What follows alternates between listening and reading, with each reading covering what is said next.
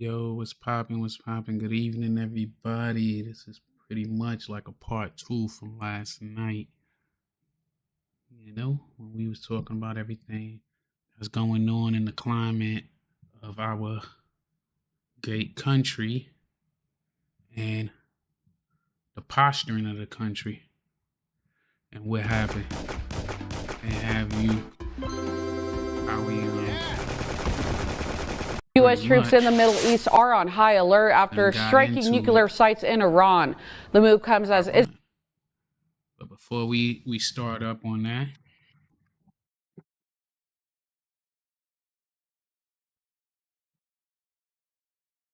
I'd like to thank everybody who stepped out, subscribed, came to my channel,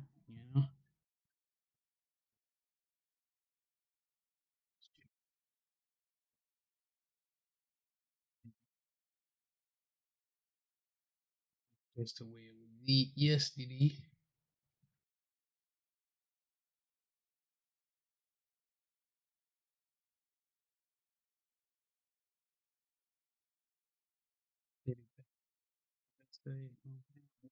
We cooking with gas.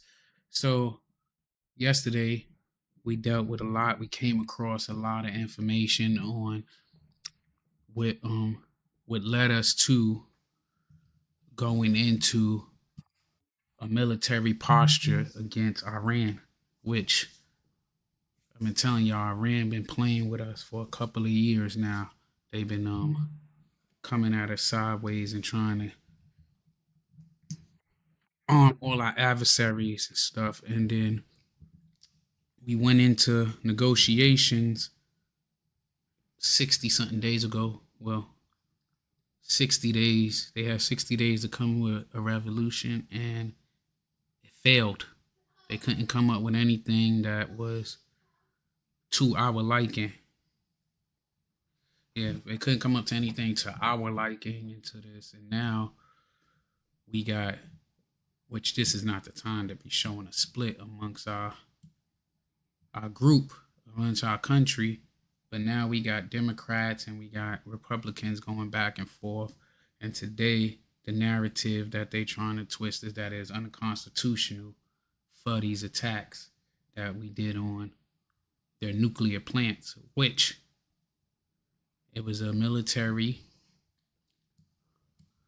maneuver to protect our interests, to get our interests in line and to make sure that we did what was right. We told them we didn't want them to have the capabilities of making nuclear weapons, that they could have regular nuclear power plants for energy and stuff, but to make nuclear weapons, we wasn't with that. But we're going to get into them talking some common sense stuff in this clip. Israel and Iran have been firing at each other for the last week. From our DC newsroom, Raquel Martin reports on the latest reaction to President Trump's decision to join Israel's attack. Today, the vice president denied the U.S. is entering a war with Iran, instead calling it a war on Iran's nuclear program. The historic move is rattling leaders here in Washington and across the globe who now fear a full-blown war in the Middle East could be on the horizon. Brand new video shows the moment B-2 bombers return to U.S. soil after carrying out strikes against 3 Iranian nuclear sites on Saturday. The strikes were a spectacular military success. President Donald Trump and most Republicans are rallying behind what they're calling Operation Midnight Hammer. The president approved the strikes Friday night and gave his defense secretary final approval Saturday morning. President Trump has said from over 20 years, frankly, Iran cannot have a nuclear weapon. Direct military action had to be taken. President Trump is now pressuring Iranian officials to formally end their nuclear program. If they do not, future attacks will be far greater and a lot easier. But Democrats say the strike should not have happened without approval from Congress. Congress should have been a full participant in this decision, and we were not at all. Senator Jack Reed, the top Democrat on the Senate Armed Services Committee, says the Trump administration risked a larger war. We have to be very, very careful that we don't, in fact, start a regional conflict. Protests around the country are calling for the U.S. to stay out of Iran. Iran insists their nuclear sites are merely damaged and vowed to retaliate. It will show its dignity, strength, and greatness to the world. Former Biden Pentagon spokesperson Chris Marr says tens of thousands of U.S. troops in the Middle East are now in danger. We have a lot of assets. We have a lot of defensive capabilities, and we should fully expect that Iran will attack those assets. Democrats are now pressuring Republicans to bring a resolution to the floor to restrict the president's war powers by the end of this week. Top Republicans, House Speaker Mike Johnson and Senate Majority Leader John Thune have confirmed the White House did give them a heads up before strikes on Saturday. For now in Washington, Raquel Martin, back to you. The Department of Homeland Security. One thing for sure, two things for certain is they full of shit. It don't work like that, man. The way they're putting it is the president is the commander in chief of the military. The president is not out there doing missions to get information on. It's people for all of that. It's people that's out there that's literally their job. We have a whole intelligence community. So obviously they gave us information that showed that this was the right time to strike. And what are we worrying about war for if they claim that we got in there and out of there and they didn't even notice we was there until it was too late? So we done handled the business and left. So if they they can't stop us in the air, they can't stop us at sea. So it was another joint that I came across that he broke it down so eloquently and so precise on how this thing goes. And like I was talking to one of my buddies that's in the that served too, and we point out when as a country have we not been at conflict? Just because we don't call it a war don't necessarily mean that it ain't the same thing. We didn't call Iraqi freedom and all that shit a war. We called that shit a conflict. So like, when have we not? My whole life we've been at it with somebody. We was in Bosnia. We don't call that a war. We was in Kosovo. We don't call that a war. They pick and choose when they want to be in outrage. The Democrats ain't got nothing to say about what was happening the last 2 years on the Gaza Strip, but now they care so much about Iran. Full of shit. They only care about it because of this administration. If it was a different administration, then they wouldn't even have a problem with none of this. Security is a warning of heightened threats in the U.S. after the airstrikes on Iran. The department says low-level cyber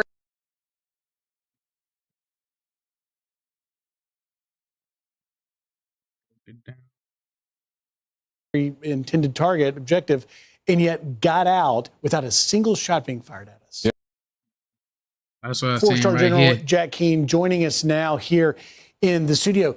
General, that remarkable press conference, the tactics used, the deception, and the fact that we got in flawlessly, struck our targets, as according to Secretary Haig said, it appears we hit every intended target objective, and yet got out without a single shot being fired at us. Yeah.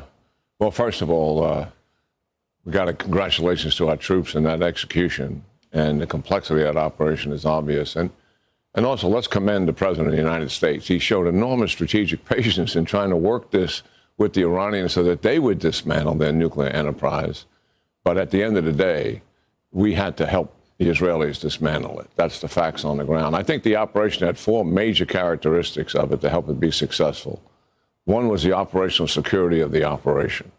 And that is really tough to maintain in our open, democratic society that we have.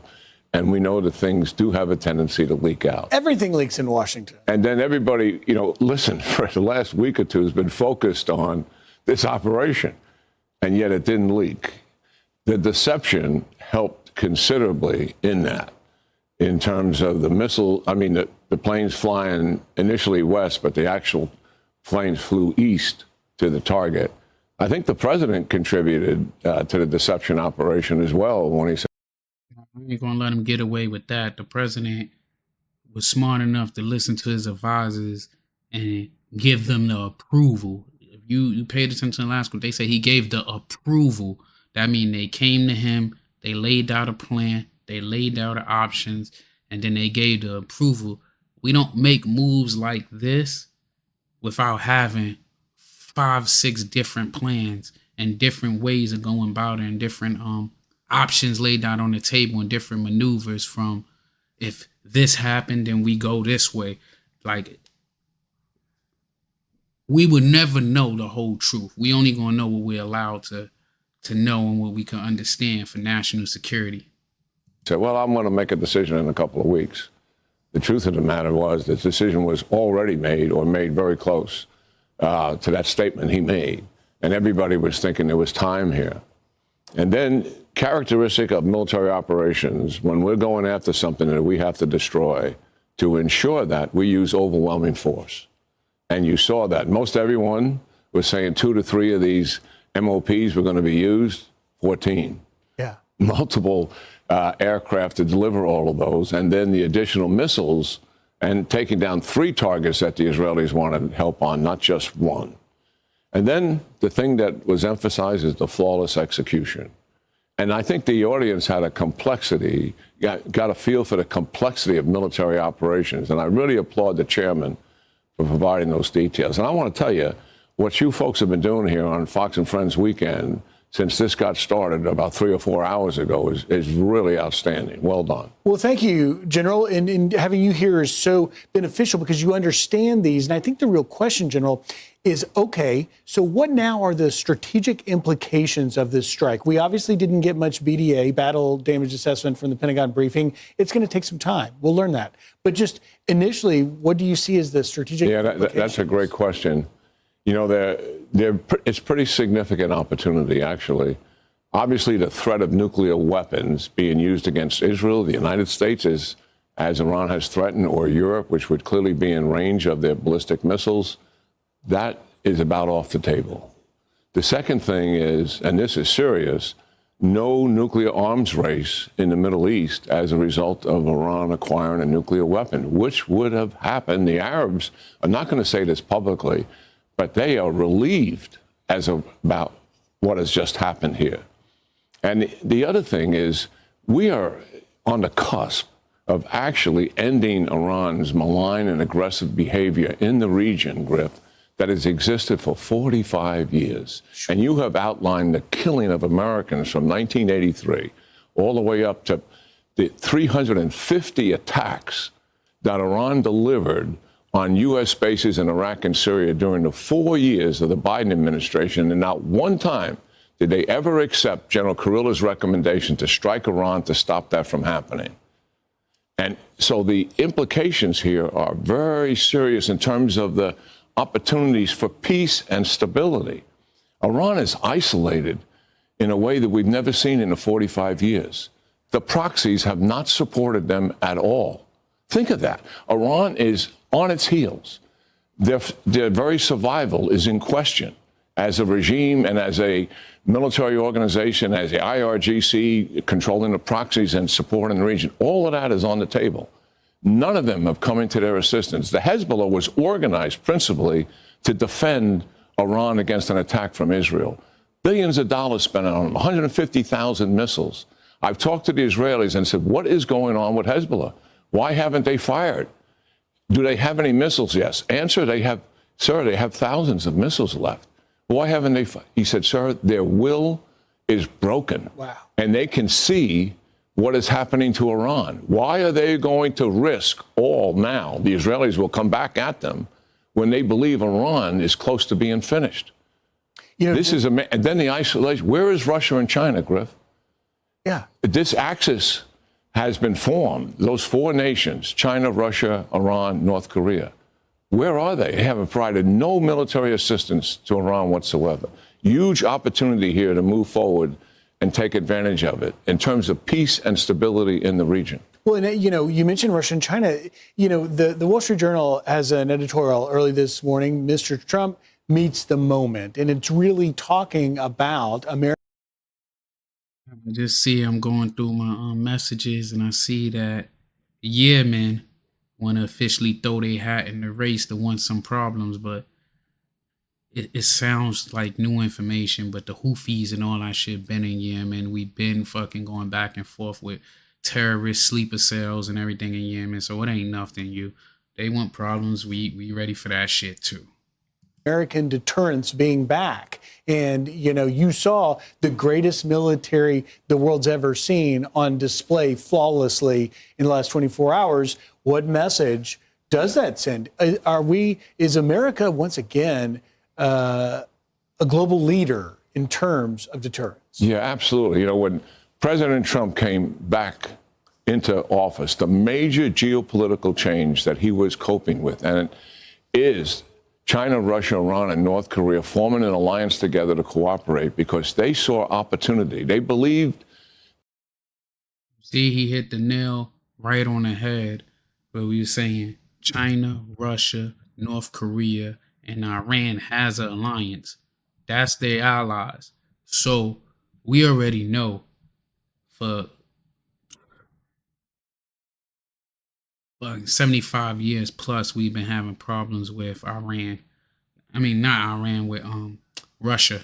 And Russia's allies with Iran. Iran makes nuclear weapons. They can arm their allies with the uranium and everything that they need to produce the nuclear weapons. So us hitting that was more about posturing ourselves that we could be in a position to stop them from arming up our enemies, which they are our enemies.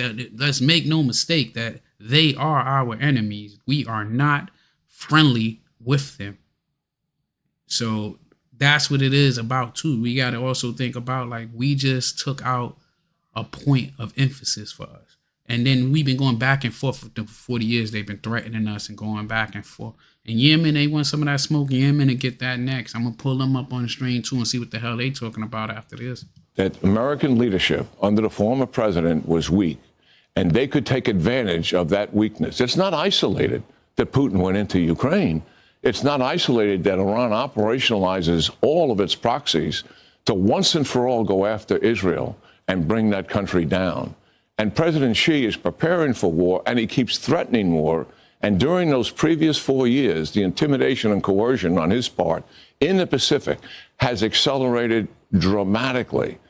This operation by itself, even though it's limited in terms of what we are doing and certainly limited in terms of what our geopolitical objectives here, we're not going to invade Iran, we're not going to occupy it, we're certainly not going to do any nation building. We just want them to stop.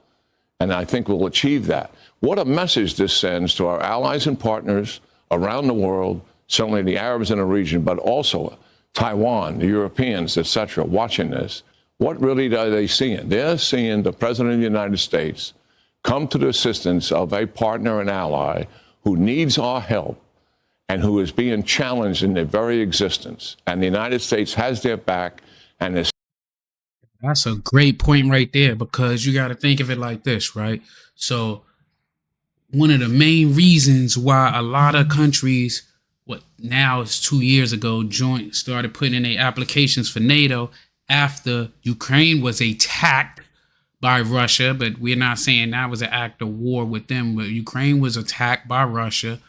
A lot of these countries started putting in their bid to come to NATO because they didn't want to be in the same predicament as Ukraine, where they're smaller and they could be outpowered by the bigger dominant country like Russia or China or North Korea.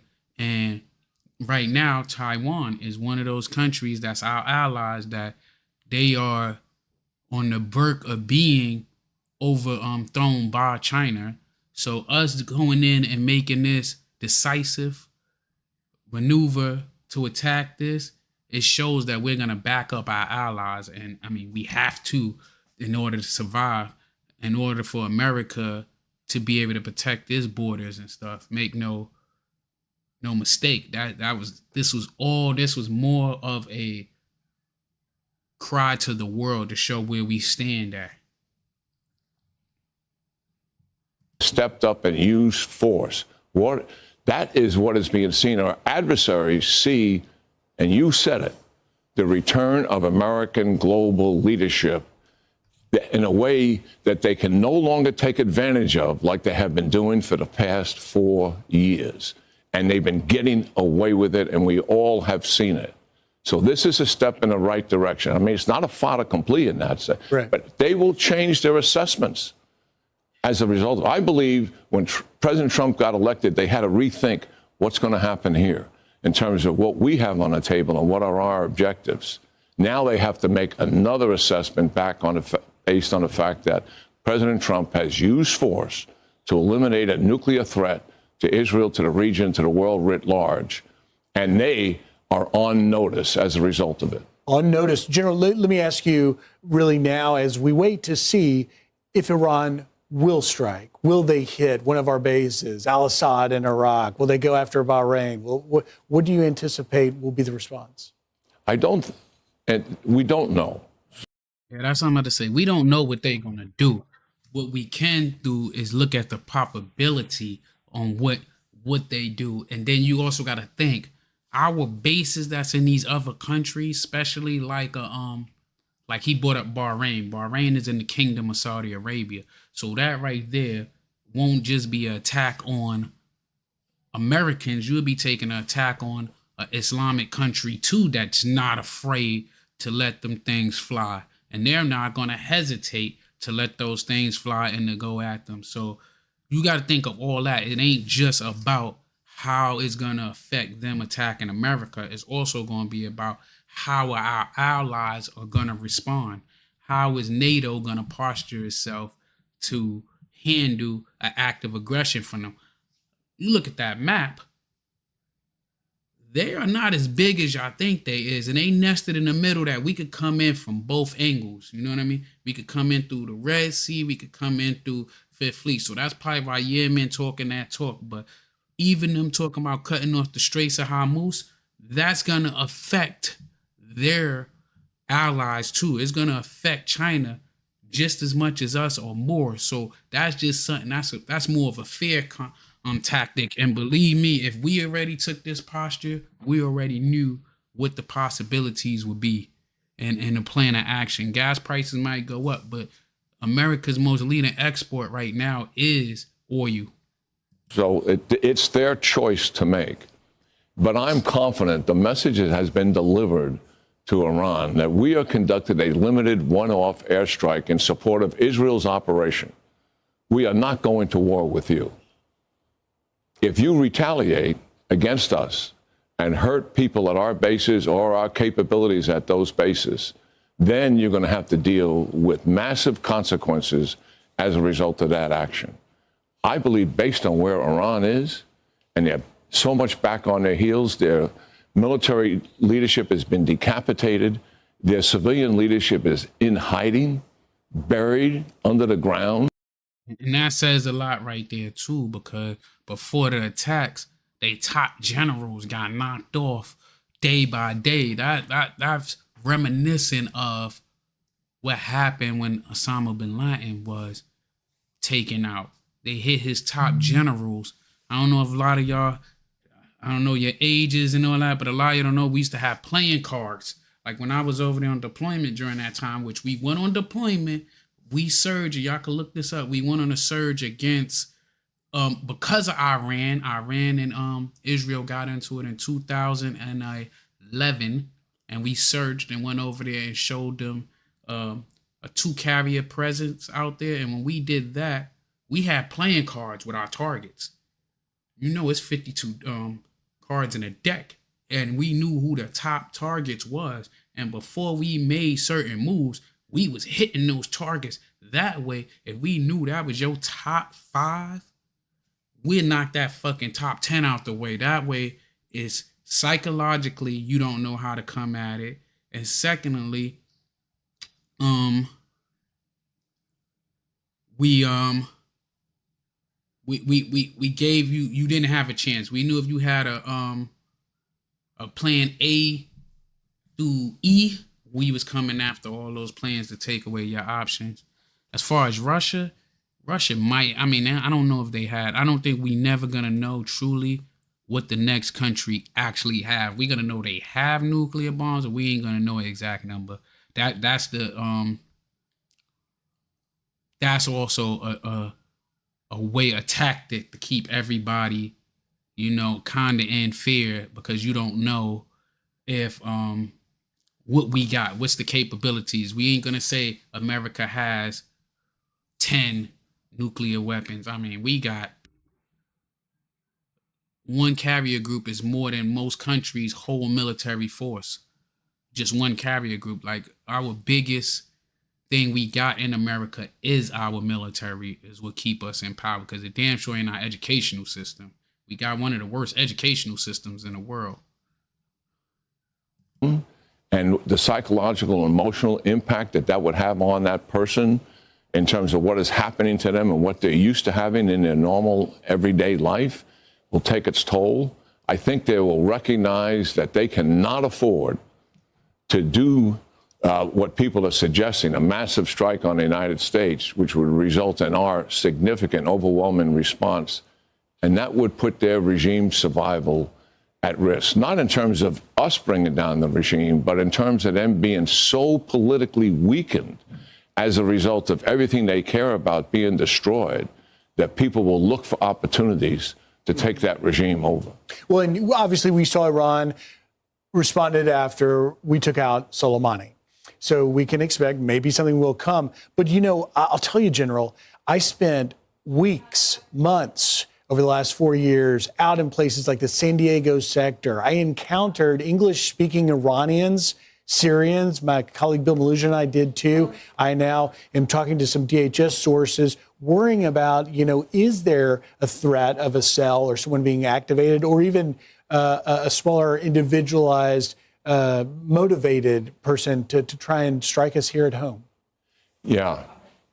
The FBI has some concerns about that, and obviously Senator Cotton, who's the head of the Senate Intelligence Committee, has mentioned that. So I'm assuming that threat is real. Listen, but we ain't I gonna also come on have here a lot of confidence in our counterintelligence capability. One, the fact that they're recognizing that threat does exist means that they're on. So let me tell you, the rules here is we not gonna come on here and disrespect different people. Like, you can't come on here and say F Africa, F China, F Iran, F, you know what I mean? All this stuff, like, yeah, I'm against communism and all that stuff, but as you can see from my skin complexion, I am of African descent. So let's be, a little respectful for that, and make it no difference. I mean, just because that's an Islamic country, Islam don't have nothing to do with the acts of their leadership. So show some respect for that. I was watching United Nations talk today, and a lot of the nations around us outside of the United States are deciding not to side with us, including Canada. That's crazy. Yeah, they could say that shit, but they ain't got a choice. To keep it real, they ain't got a choice. If that was the case when we said we was doing the tariffs, all these countries would have been like, oh, we just not gonna play with y'all. Like, Canada and all them, they need us more than we need them. Well, I'm telling you this, you can say you got no respect for their culture. That's your personal opinion. You could keep that, to yourself. I'm just asking you respectfully to show some respect to my chat and to me. It's a whole lot of Muslims that's in the U.S. military. It's a whole lot of Muslims that's on the front line right now over there.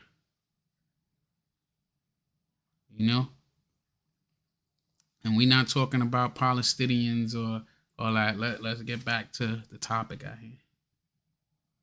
And I will tell you this: if somebody came to your country, to your land, and then just pushed you out and killed everybody in your lineage, I don't think you'll be sitting there talking this happy-go-lucky stuff either. No different than how they feel about us when we bombed for years. Just think of this, right? My daughter's 21 years old, was born in 2004. America have been at war with the Middle East her whole life. Now, if you look at it from the flip side of somebody from the Middle East, what do that look like? That looked like America and their allies killed my father, my mother, my uncles, my aunts, my grandparents. So of course they're gonna have some type of resentment, and then you probably never had no issues whatsoever, never encountered them, and you don't like them. So it's crazy. I know Palestinians that serve in the military that I serve alongside with. That's American. They're Palestinian descent, and they are good people. And I felt their pain when they lost their friends. So, and Islam is not a quote. Like if it's a quote, like I'm about to block you because I am Muslim. So, and I'm in the military. So it is not a cult. I'm a American through and through. Been serving my country for 22 years and counting. But you're not gonna sit here and be disrespectful. Okay, enough is enough, man.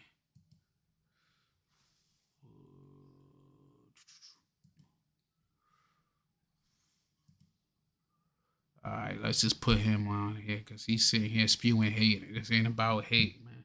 I believe American first, but I'm not going to sit here and spit in the face of other people. To something. And the fact that they revealed it to the American people was interesting in of itself. So I have confidence in that system.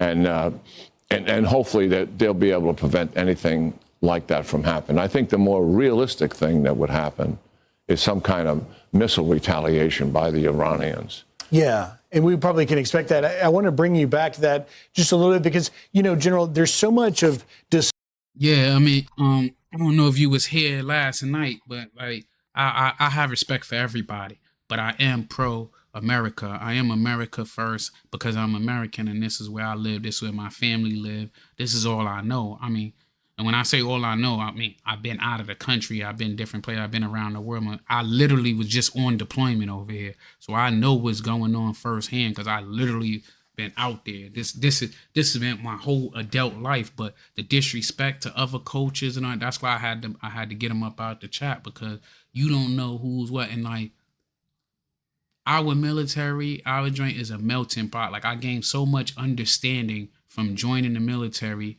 from coming out of New York and only seeing the stuff from New York. You know what I mean? Shout out to Soul Sounds up in here doing his thing with the moderation.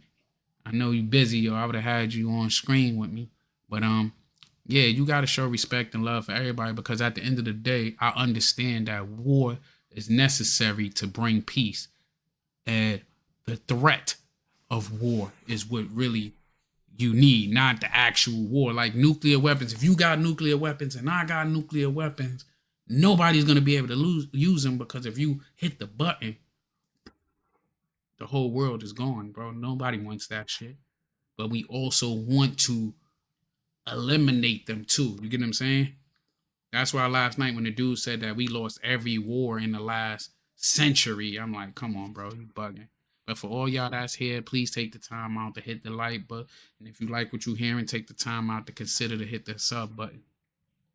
Discussion in this about, well, there is legitimate questions and concerns of being drawn into something else. And remember of what happened to Iraq and in Afghanistan. But it seems to me that the intelligence this time is clear and it's against an enemy. You're dealing with an enemy who is the undisputed #1 global, terrorist on the globe. And so they've been chanting, as we've pointed out, for 4.5 decades, death to America and killing Americans. But now we have the IAEA intelligence. It came out in this May 31 report where for the first time in 20 years, inspectors still in Iran under the non-nuclear proliferation treaty. Remember, JCPOA went away, but the inspectors did stay. On their limited knowledge, they say that we had literally enrichment happening up to, well, here's what they say. They say the fact that Iran is the only Thank you for the support, my beautiful sister. Thank you. Thank you.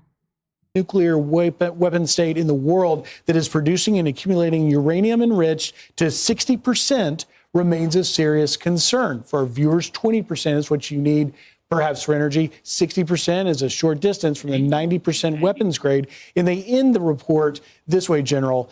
Unless and until Iran assists the agency in resolving the outstanding issues, the agency will not be in a position to provide assurance that Iran's nuclear program is exclusively peaceful. It seems that that's going to be a part of what woke us up about it. Well, I think that. What's my takes on Trump's plan? Now, this is the time, and I think I need to make a joint that's a disclaimer. The thoughts and opinions of views of this channel is not the thoughts and opinions of views of the U.S. military, the U.S. Navy, or anything else. It is just my thoughts and my opinions and how I feel, and certain things I will not talk about because I cannot talk about it. But the things that I can talk about it that's not classified, I will talk about it and give you my point of view for somebody that's just serving that understands certain things. So I feel, me personally, it don't matter who would have been in office right now, this was gonna happen eventually. That this was, we was already at we was already right there on the break of this. Like I explained last night, we was already on the brink of this. This was gonna happen.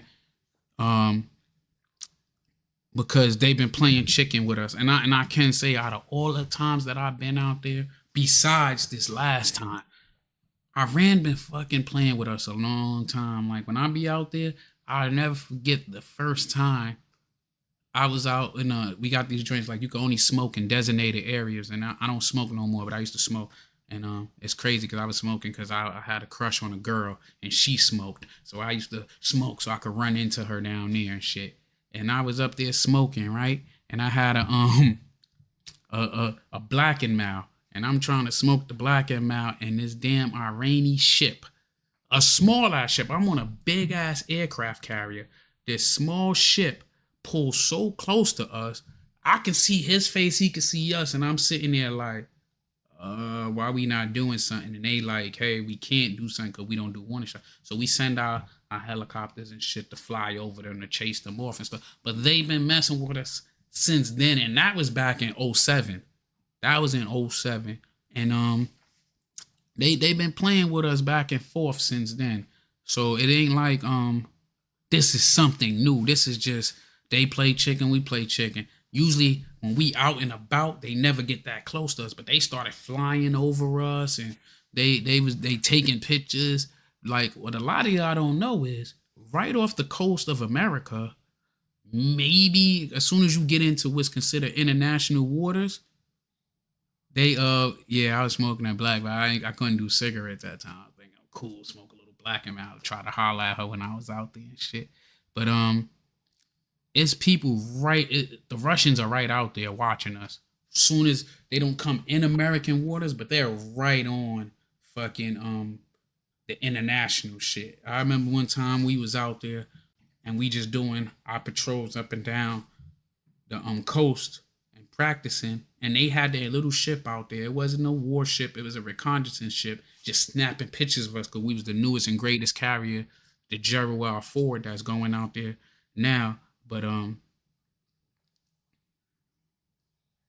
you said it'd be peace if the U.S. didn't attack other countries.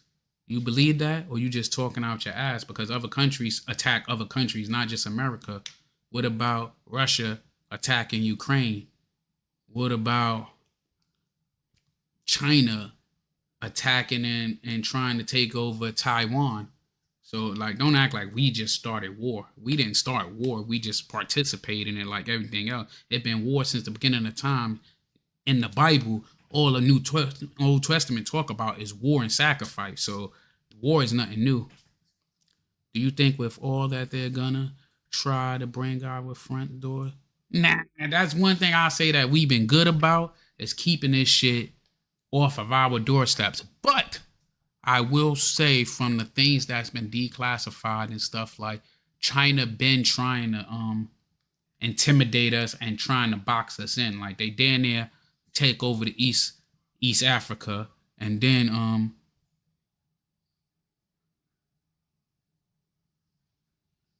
I told you I wouldn't talk about anything classified, and they try to take over the Panama Canal, but we stopped that. So a lot of the stuff, like I was saying, back to the original question about Trump Trump don't got a plan. He's not somebody that's going to make a plan. That's not his job as the president to come up with a plan. His job is for the right people to come up with the plans, and they brief him, and then he give the approval. But it's way, by the time, I ain't saying by the time it gets to him, because he's going to get briefed pretty much every day. But by the time when he get these briefs, it ain't this, I think. It's blah, blah, blah, blah, blah. That's just what it is, bro. We never do nothing on a whim. Anything we do be shit that's planned years in advance. Not unless we get attacked. Like 9/11, we got attacked. Pearl Harbor, we got attacked. So that's why it's gonna be where we responding to the attacks. But other than that, it ain't no, we wake up today like this is our plan to do XYZ. No, we will respond to getting attacked, and we will think it's a reason why people don't come fuck with America, because they know we got the firepower to make your country nothing. As you can see from on the screen, how small Iran is, you know, compared to what we got, and we control a lot around it. So I don't think that, because every religion talks about, every religion do talk about war and how they have to take over. A lot of people, we talk about the Bible. Like I had to explain to one of my friends that's a preacher, and we was going at it, and it's because, you know, he was saying the peace and the New Testament, Jesus said, turn the other cheek. And I'm not a fan of that shit. You slap me, I'm gonna slap you back. And if it escalate from there, then that be that, you know. But I was telling him, like in the Bible, I remember when Moses, when they left Pharaoh, they went into the land, and it was they told them to put a band on the town. And when he told them to put a band on the town, that band meant to kill everything living that wasn't them. So that mean it was people there. That mean everything living there, it was saying to, you know, wipe it clean so we could take over. That's a war, that's slaughter, that's genocide. And that's what it said in the Bible. Don't argue because the U.S. always bullying other countries. Okay. If y'all wasn't here last night, I told you I just want to be part of the winning team. I'm American, bro. I'm going to be pro-America. I was born and raised here in America. I serve the American country. I proudly serve my country's combat team. So I don't care about what, like certain things that's neither here or there. It's, I knew what I signed up for. I knew what I raised my hand and said I would do. So what's up? Let me say what up. The Virgin, what's up to you? Thanks for hitting it. Hit that like button on it. We got 146 people in the building with only 7 likes. That is diabolical. Y'all could at least get me up to 20 likes, man. Who else? I'm trying to see who else. Bat B. Oh, Cat B. Is it Bat B? What's up, man? According to the Bible, it was non-humans that Joshua drove out. Okay, the giants. You really think it's some goddamn giants and shit from back in the days? Where the fuck is the scientific evidence and all that shit, bro? Like some of that stuff you got to look back and think, right? And I'm not a highly religious person. I just really like I believe in God, bro, and I also believe they all came out from Abraham, but it all to me is pretty much the same shit. Like I explained last night. That's why I show respect to everybody. Is that I look at different religions as all of us is going in the direction of the Lord, the higher being, whatever you want to call him, right? So the way it is if we all are traveling that direction, we're on a daggone, let's say it's a highway to get us there. It's different lanes on the highway, some in the right lane, some in the middle lane, and some in, and then boom. We do have giants. I look at giants as like people in the fucking in the NBA and shit, like motherfuckers at 7'2" and all that shit. That's probably they giants. Oh, hey, you see that new subscriber, my boy up there dancing on the stream. Welcome to the tribe, Steve Cross. Appreciate you. Thank you for subscribing. But let's get back to this, and then we get back to the chat in a second with that. You know, 190 of y'all in the building, 13 likes. I appreciate that. Let's get it up to 50. You know what I mean? I said 20. I know I'm American. I changed my mind. Let's get up to 50. That and Israel's intelligence as well. I think some of the statements we that got came out of our where they bones at, girl? Listen, bro. Services about they haven't made a decision is absolutely ludicrous. But listen. I'm gonna tell you my belief on David and Goliath, right? I don't feel that David and Goliath, like, you got to think, bro. If I'm like, let's say I'm 5'5", right? Because people wasn't that tall back in the day. But then it's a 7-footer, like how we got in and what you call it, like in the NBA and during we got people that's 8 feet tall. That's like a giant, bro. That's a giant. So I could say a giant exists as far as that we got humans that big, but a lot of that other stuff, I mean, I don't know. I could be wrong. I'm not, you know what I'm saying? I'm not a fucking, I don't know everything, so I could be wrong, you know? But, you a giant? David and Goliath was just a snack. But yeah, you get what I'm saying? And a lot of that stuff that I read in the Bible, I'll be reading that joint that, it's metaphor, but like you said, they said that Goliath was about 9'2". He probably was 7'2". You know, we be exaggerating as humans, so he probably was 7'2". Trump must deport himself because he is not American too. Okay. Y'all be saying it like, listen, I am not a Republican. I am not a Democrat. I am an independent. Like, I don't look at a glass half full or a glass half empty. I look at it as a glass of water and how I'm going to make the best decision with that cup of water at that time. And it might not be the same decision depending on the circumstances. Giant snakes, giant bugs, giant crocodiles, and a lot of giant stuff. I meant to say that Shaq and Catwood. Yeah, that's what I'm saying. And shit, I done seen people in person. Like, I went to, you know what I'm saying? I go to basketball games and shit. I'm an avid Knicks fan. But I'm telling you, when I first went there, I remember my favorite player is Carmelo Anthony. And I remember the first time that I seen him in person when I went to a game on TV. I knew he was tall, but that motherfucker seemed like a giant to me when I seen him in person. And then Chris Paul shocked me because on TV standing next to them, he seemed short. But then when I see him in person, he's taller than all of the average people. He's like 6'2", 6'3". So it was like shocking and shit to that. And then like I got a guy at work, right? He is, I'm going to say he a good 5'2" on a good day. Now imagine him standing next to Shaq. That's David and Goliath right there, boy. That's David and Goliath right there. You know what I mean?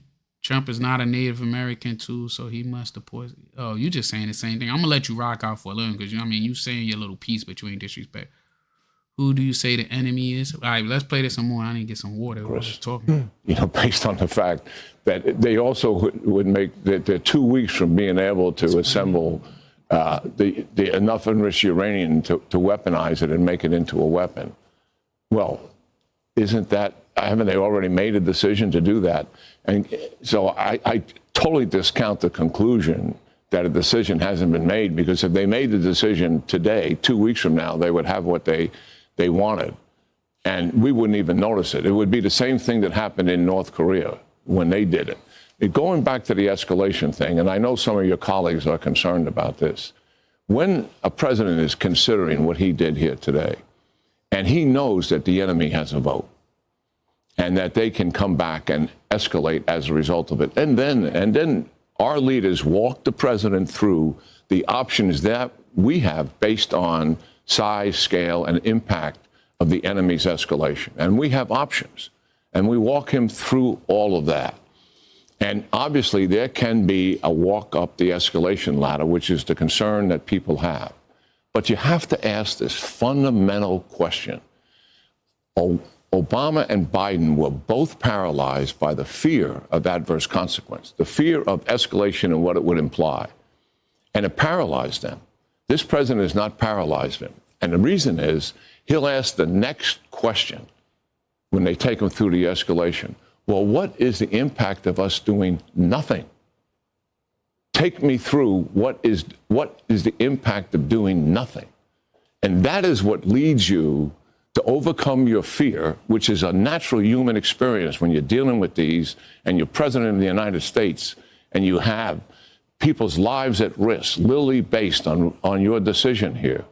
But when you ask that question and you get the response and the danger it meant to Israel, the danger to the American people writ large, and the danger it meant to the Europeans, our soldiers are in uniform and we're expecting them to take risk. They have come forward and put their life on the line to defend this country. They are a small population resenting the strong values that we have. And we are asking them to accept that risk so we can protect the American people and the state of Israel. And they will willingly accept that risk. And our appreciation and admiration for those pilots and those sailors and everybody out there in this operation. General Jack Keane, insightful and great as always to give us some perspective here. Thank you. Great talking to you, Griff. Thank you, General. I'm Steve Doocy. I'm Brian Kilmeade. And I'm Ainsley Earhart. And click here to subscribe to the Fox News YouTube page to catch our hottest interviews and most compelling analysis.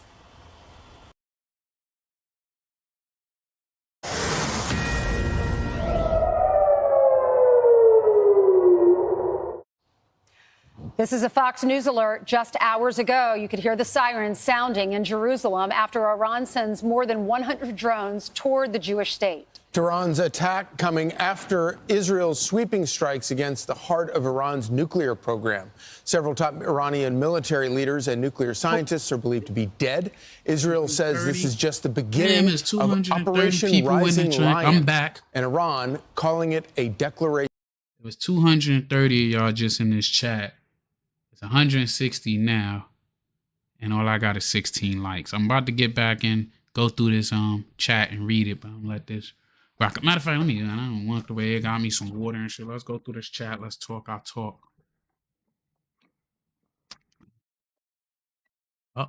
Nikki, you know what you're saying?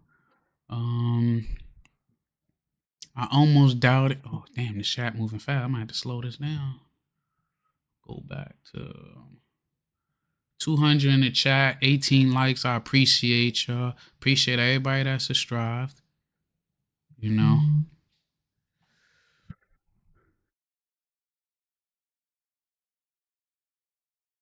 But let's see. I almost doubted God when Trump won the election again.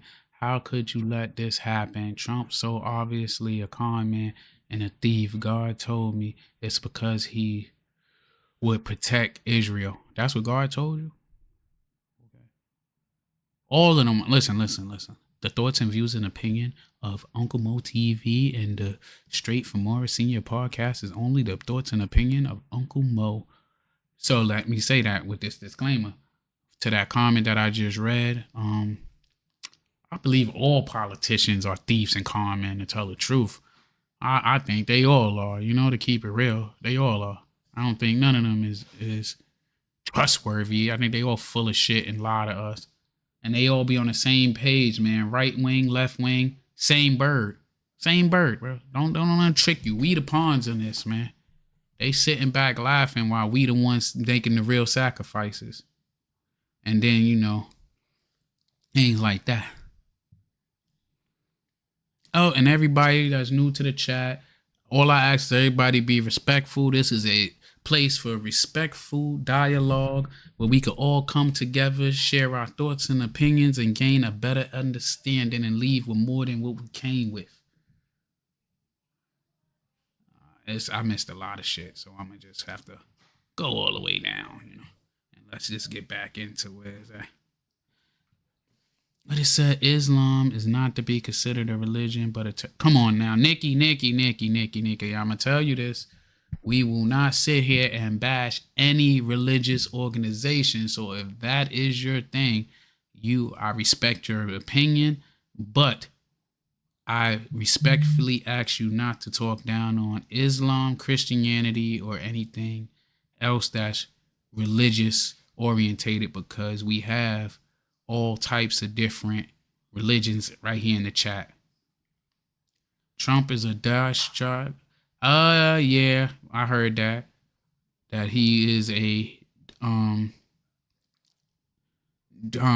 said he had flat feet or some shit.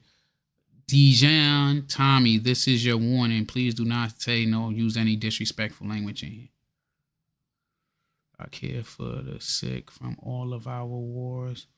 For the last 47 years, I am a senior citizen, but if God wanted me to go to Israel to help them, I would go. You crazy as hell, girl. Nikki, you have a good heart, it sound like, but I'm not going to know, as a civilian, to no daggone war zone. You could keep that. That thank God Harris lost. We dodged the communist bullet.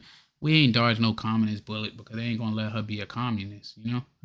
They ain't gonna let her do that shit. OKC is up 21 points.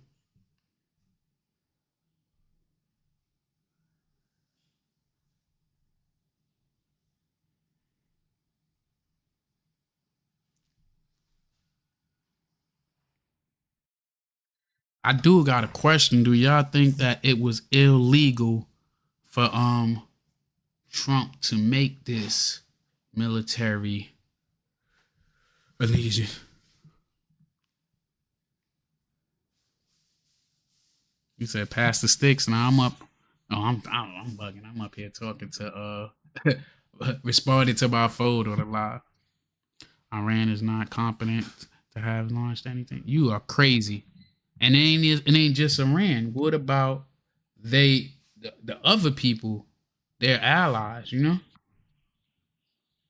What about Russia? What about China? They damn sure competent to be able to launch anything.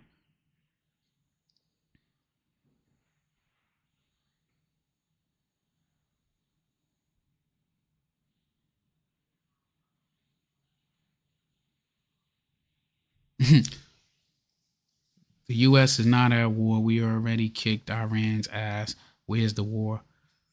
I can agree that they ain't, we ain't at war. We don't even call shit wars no more. We'll just say it's a conflict. We won't say it's a war.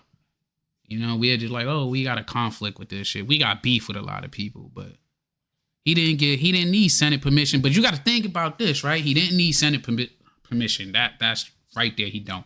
All he got to do is notify them. But you got to think, if he was to go in there and ask for permission, and if he's going just along party lines, they got the Senate and they got the Congress.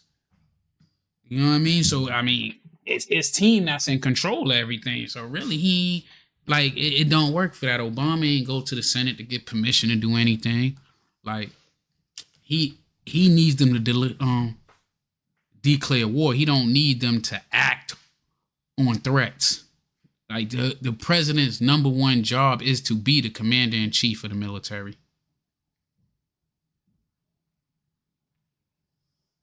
You said they're going to draft robots, so there's no need to vote. They got robots already. If you want to be technical, that's what drones are. Every country got them now. Here we go again. Our presidents attacks another country, and you say they do it if they attack you. We're going to retaliate. Anybody that get attacked is going to say they're going to retaliate, man. When you was in high school and that bully used to slap your ass, or somebody come up to you and do something to you, you say you're going to hit him back. Like your mama tell you, somebody hit you, hit him back. That's called retaliation. Now, that's just regular human response to things. But he don't need permission from Congress to make a military strike on somebody, as long as they got good intelligence to act upon that threat. Look, I'll pull up. It was a YouTuber that I was looking at earlier who broke that shit down so well. You know what I mean? Better than what I could really break it down. Let me see this in my history. Better than what I could break it down. But Okay, so it's no secret that President Trump ordered airstrikes on Iran's nuclear sites last night, and this has been met with a lot of backlash and reaction that has come in today. We're talking about people calling for his impeachment. They say that his decision was unconstitutional. People are worried about the Strait of Hormuz being closed, and much. Listen, remember we was talking all that shit about Iraq, and how Iraq was going to do this, and Saddam Hussein could do this. We took over the whole country from start to finish in like a week and a half. 2 weeks. Like, it wasn't even a fight. Like, and that'd be the same outcome for this. We literally flew in, attacked them, and was back home before they even knew what happened. Much more. We're going to cover it all, show you what both sides are saying, deliver the facts, and then give you the bottom line.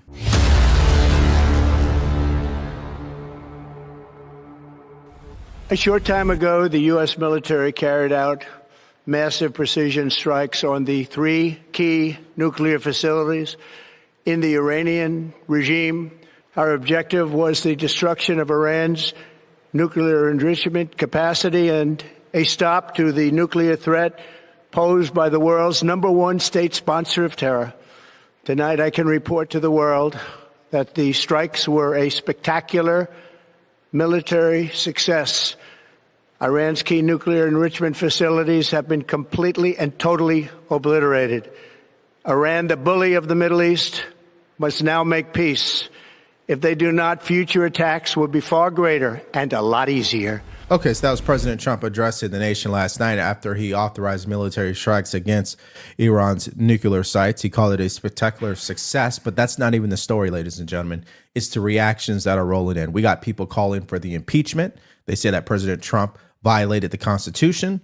You have people who did support the decision, celebrated the military, and everything else in between. We'll take a look at all of that, of course. But first, where we're going to start is with ground news, because already media outlets are coming up with some crazy headlines.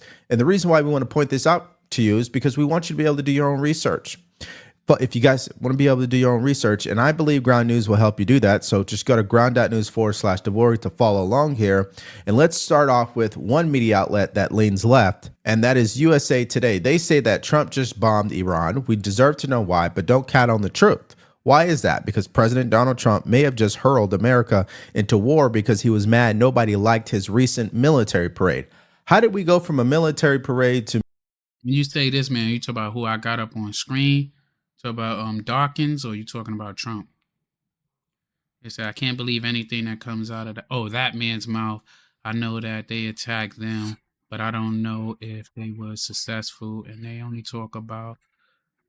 Yeah, but I'll tell you this, bro. They've been attacking our soldiers and troops and making little gestures coming at us for a while. For the last couple of months, if you was paying attention to the news and shit, the Houthis and all that shit, they've been coming at us and attacking our ships and our merchant ships for a while. So we had to...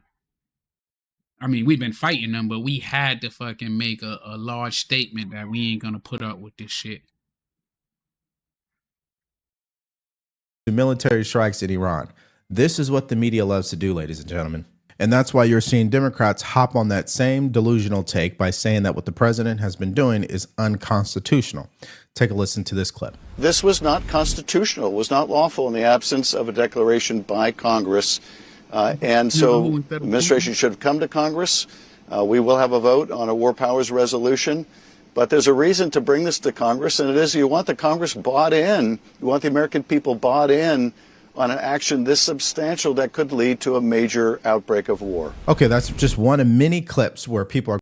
I ain't gonna lie, that's just fear mongering he talking about this, man, because we don't never go fucking run. We ain't gonna hold a poll on fucking Facebook or X or Twitter or Instagram like, hey, should we bomb Iran? Should we do this? We ain't gonna do that shit. So I don't know why they act like this is some crazy bullshit. And listen, if you notice, I had Fox News, I have now Mr. Dawkins, who's like independent, more leaning towards the right. Like, we gonna here at Uncle Mo TV, when we talk different topics, we gonna look at it from all angles. We not gonna just look at it from one news source. So we gonna look at it from the right, the left, and the in between. You know? No, that's bad. Are coming out claiming that President Trump's decision is unconstitutional. He did it without Congress approval. I'm going to show you exactly what the facts are surrounding that. But first, look at how the right reports on. Okay, I do see a comment in here that that is absolutely true that I need to bring up and highlight. Wonderful Bucket said, if we was worried about retaliation on one of our many bases around the world, maybe we'll have less bases. I thought bases made us stronger, but apparently they make us vulnerable. No, you absolutely right. We have those bases in these different locations for things just like that, and to keep the fight off of American soil in order to be able to strike at any given notice and to be able to counter any attacks that could come our way before they can even hit our soil. So it's easier for us to have bases. Look, come on, we got bases in Germany. We got bases. We got bases. We got people in Iraq and in Afghanistan. We have them surrounded, and we control the sea lanes. All that they're going to shut down this strait and that shit. Our number one power is sea power. We have the greatest navy, bro. We control We control the sea, and if we can control the sea, we could travel and get anywhere at a notice without permission. We need permission to go across people's airways. We don't need permission to travel the sea.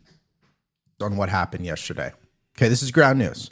The Epic Times says U.S. destroys critical Iranian nuclear. I don't know about the greatest president ever. Now you capping that little, Silverado, and he ain't the greatest president at all. Now I wouldn't say that at all. Facilities. That's the bottom line, ladies and gentlemen. No spin. None of this, oh, he did it because nobody showed up to his military parade. That's a perfect example of what's wrong with media outlets today. And why you got to be able to do your own research and see it for yourself. Don't take people's word for it, especially this story in this video. So many reactions could leave you confused. And that's why we recommend you use a tool like Ground News to help you do your own research. So if you want to use this tool for yourself, all you have to do is go to ground.news/Devori, or you can download the mobile app. Just use promo code Devori. Now, we took out a lot of our troops from the Middle East, but you gotta remember them bases with some makeshift shit that we had in the Middle East, and it cost money and resources. But we have NATO and everything right there in Germany and surrounding the Middle East and surrounding areas of that. So even if it ain't straight American bases, like I said, we have the French, we have Turkey, we have them boxed in. We have bases in Dubai, Bahrain. Like, we're in the Middle East, bro. We have, and as far as gas prices, I mean, gas been up. It's the summertime. Gas goes up around summertime and around, but our number one export for America is crude oil. So it make no difference. We'll feel it, but we ain't gonna feel it like how they say. But that's why we have reserves for times like this. Devori, and it's going to give you access to everything that I showed you in this video, including, despite the fact that they all are usually briefed on major military engagements. Well, Senate Minority Leader Chuck Schumer is now demanding answers about the strikes from President Trump. Both chambers are expected to vote in the coming days on the limits of his war powers. Yeah, so just a couple things. You got mainstream media who's already lying about what happened. I just showed you that from USA Today. Now you've got Democrats. Schumer is now demanding answers. I got my likes is not looking like where I wanted to look at. It's 152 people in the joint. The chat is popping. If I'm gonna need y'all to give me these likes and give me some subs, I appreciate that. He do look like a vulture. He look like he can't be trusted. Like, I paused that shit in a perfect way. He look like it. I tell you, I think all them politicians is goddamn con artists. All of them. You know what I mean? He look like a damn, look, got his goddamn glasses all the way down there. Look how far off his face his glasses is, and that shit still ain't at the tip of his nose. That's crazy. I don't know if y'all into basketball because we talking all this political shit, but OKC is about to win the championship. Then again, I done watched the Knicks blow the lead in like fucking 2 minutes and they up 19. A lot of countries subsidize our bases as they prove defensive purposes, like Norway. Norway is part of what you call it? It's part of NATO. I was just out there with Norway. I ain't gonna lie. When I was on deployment, I was in Greece. We pulled into Greece for a port call, and they had the Norwegian Navy out there, and I was already drinking, so I was a little, you know what I mean? I was feeling a little great, and I stopped to get some lamb. Like, I wanted some grilled lamb, hungry, go back to the hotel, and I was some fucking Norwegian dude, right? Cool as fuck. I can't think his name, but at the time I didn't know if he had problems with me and shit, because I'm drunk and I'm from New York. And when people say you good, that could mean 1,000 different things. So I asked them, like, you mean I'm good like this, or you mean I'm good like, thanks for the subscribe, you know how we do it here. You know what I mean? Julie Hernandez, thanks for the subscriber. Oh, Southern Smoke, thanks for the subscriber. I appreciate it. You know, you probably been sub, but this damn thing takes forever to pop up. But yeah, I was drinking. Dude was like, "No, I'm asking you good, like you need a drink." That boy got me so tore up. while I was waiting for my food. I wasn't even there. I was the only American in the restaurant. I don't know where everybody else was at that night. It was kind of, but me sat there, and I think I was one of the only black people there too. Bro, they got me lit, bro. I was like, I ain't drinking no more. I don't even know what it was they gave me, but I was like, I ain't drinking no more. I ain't messing with y'all. I ain't drinking no more, man. But it was a great time. The Norwegians, I will party with them anytime. You know what I mean? But look, you see this dude on here? He looks crazy, bro. This dude look like something off of Supernatural. Like he about to transform into some bullshit. But let's hear him. Answers about the strikes from President Trump. Both chambers are expected to vote in the coming days on the limits of his war powers. Yeah, so just a couple things. You got mainstream media who's already lying about what happened. Rochester 92, I'm telling you, bro, I was already a little, and then I'm in a foreign country. He's like, you good? I'm like, what you mean I'm good? Like, I'm good, like how I'm doing my well-being, or like, what's up? Because, you know what I mean? Either or we can handle it like that. He's like, nah, like, I'll be in. And that's when I fell back. Like I said, I had a great time, you know, but I was ready, right? I like sobered up when he said that shit. Happened. I just showed you that from USA Today. Now you've got Democrats, congressional leaders calling for the impeachment of President Trump. And part of it is because, as you just heard in that last clip, he spoke with Republican leaders before he spoke with Democrat leaders. Some people believe he did that to prevent leaks from taking place because we know currently right now, Democrats cannot help themselves. They are against the president 100% of the time. To prove our point, here is AOC posting this late last night. The president's disastrous decision to bomb Iran without authorization is a grave violation of the Constitution and congressional war powers. He has impulsively risked launching a war that may ensnare us for generations. It is absolutely and clearly grounds for impeachment. Ladies and gentlemen, it's not grounds for impeachment. I will show you the actual law here shortly, but I have to show you one more clip. This is from Ro Khanna repeating the same talking point that this was unconstitutional. Take a listen. Congressman, your reaction to both the strikes themselves and Donald Trump's address to the nation shortly after.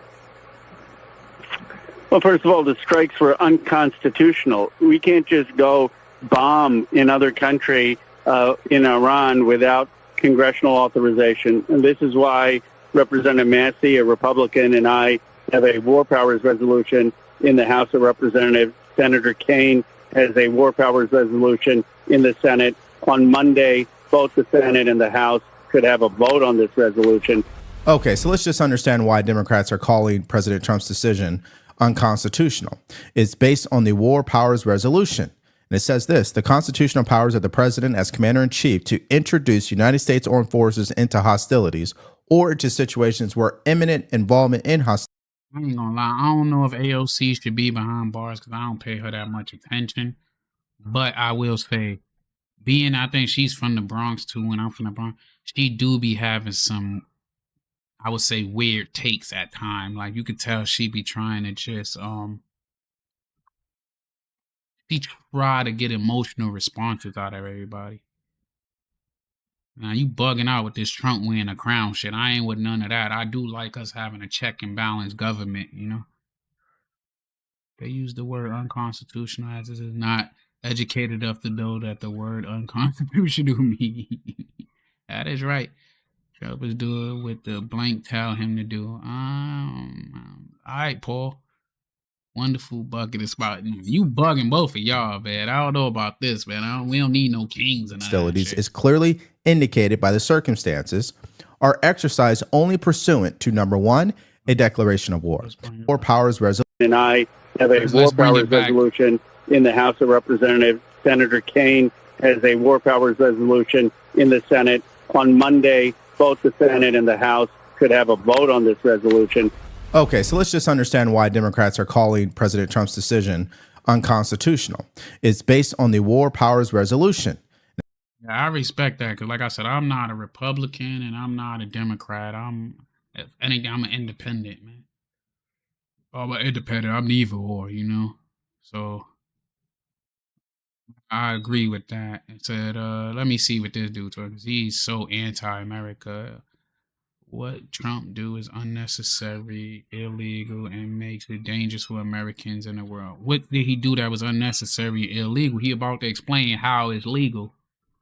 And it says this: the constitutional powers of the president as commander-in-chief to introduce United States armed forces into hostilities or into situations where imminent involvement in hostilities is clearly indicated by the circumstances are exercised only pursuant to, number one, a declaration of war, number two, specific statutory authorization, or number three, a national emergency created by an attack upon the United States, its territories or possessions, or its armed forces. So the question is, how can a president... Whoa, let's take a time out. Let's welcome Harlem Wizard as a subscriber to the channel. You see it doing your little dance on the screen with my emoji. And Rochester 92, thanks for the sub. Appreciate you subbing and shit. Commander-in-Chief had the authority to strike in case of the national emergency. Right. You must have been in some type of military background. Order. At least you giving educated responses, Harlem Wizard. Precise military strikes upon foreign adversaries. Well, it's because of the U.S. Constitution, Article 2, Section 2, where it says the president shall be commander-in-chief of the Army and Navy of the United States and of the militia of the several states when called into the actual service of the United States. That is clearly vague, ladies and gentlemen. And guess what? That's why the president, particularly the executive branch, has depended on this in order to carry out military strikes without needing congressional approval. In fact, as long as they notified the House of Representatives and the leader of the Senate, they're good. And that's exactly what President Trump did. But Bernie Sanders did not agree as soon as he read the statement from the president. That's what I'm saying. And one thing I learned from being in the military, and I would tell you my junior sailors taught me that shit, is they're gonna go to the letter of the T of any instruction law and anything. And it's a reason that joint was written. First off, it was written hundreds of years ago. But, you know what I mean? Over 100 years ago, it was written. But it was a reason that shit was written vague like that. Or like, you gotta think it was simpler times back then too. But it's a reason that it was written in the language that it was written in. And that they didn't change it or prior to the amendment, because all these presidents use that at their disposal. That's their greatest power, is to be able to have the military to go at it. That's why even in my oath, it tells you that, hey, I obey the orders of the president and the officers appointed above me. So it's like, it's telling us right now, that's who we in the military fall under, the commander-in-chief, and we fall underneath the UCMJ.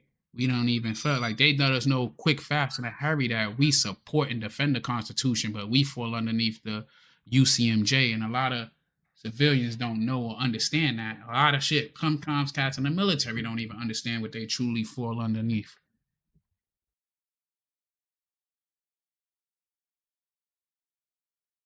I don't want Iran to have I don't want Iran to have nukes.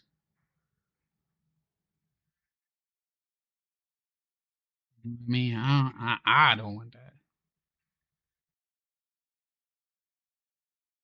Now, as far as Israel, I will say this. At times, I feel like they the little brother that act crazy because they got their big brother at home they can run to, being America, that's going to back them up while they start shit.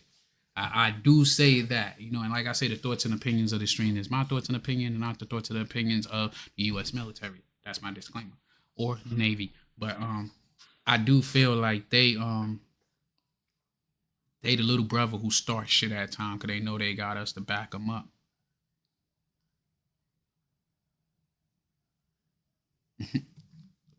President last night. Take a look at this. This is a statement from Donald Trump. Quote, "We have completed our very successful attack on the 3 nuclear sites in Iran," etc. And I want to tell you something.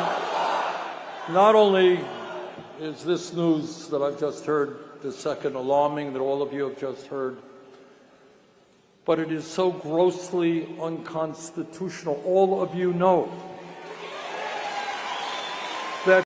You see how they try to frame it, because he's going to say it's grossly unconstitutional. And as you see, he just read the Constitution that tells you what the president powers is in times like this. The only entity that can take this country to war is the U.S. Congress. The president does not have the right. Okay, I'm showing you these clips from Democrats so you get an understanding of what their strategy is right now, which is to claim that this is unconstitutional and to pass an amendment to the current war powers resolution that would prevent President. Well, I'm telling you, I don't think none of them politicians are fucking truthful. To keep it real, I don't think none of them are truthful. President Trump from doing this again. But there's only one problem. The Supreme Court has never ruled on this exact conflict. What is the conflict? Well, does the War Powers Resolution supersede the U.S. Constitution? Does the U.S. Constitution supersede the War Powers Resolution? Did you guys know the Supreme Court has never ruled on this? So it's interesting if they will be able to do that, because I assume that this might go to the Supreme Court given the current climate of this administration, how everything President Trump has been doing has been challenged legally. But the fact still remains, he is not the only president to exercise military strikes. Think of Obama and the amount of bombs that were dropped during his heyday. Harlem Wizard, you are really putting that truth out there that people don't want to talk about. You really spitting that truth, you know?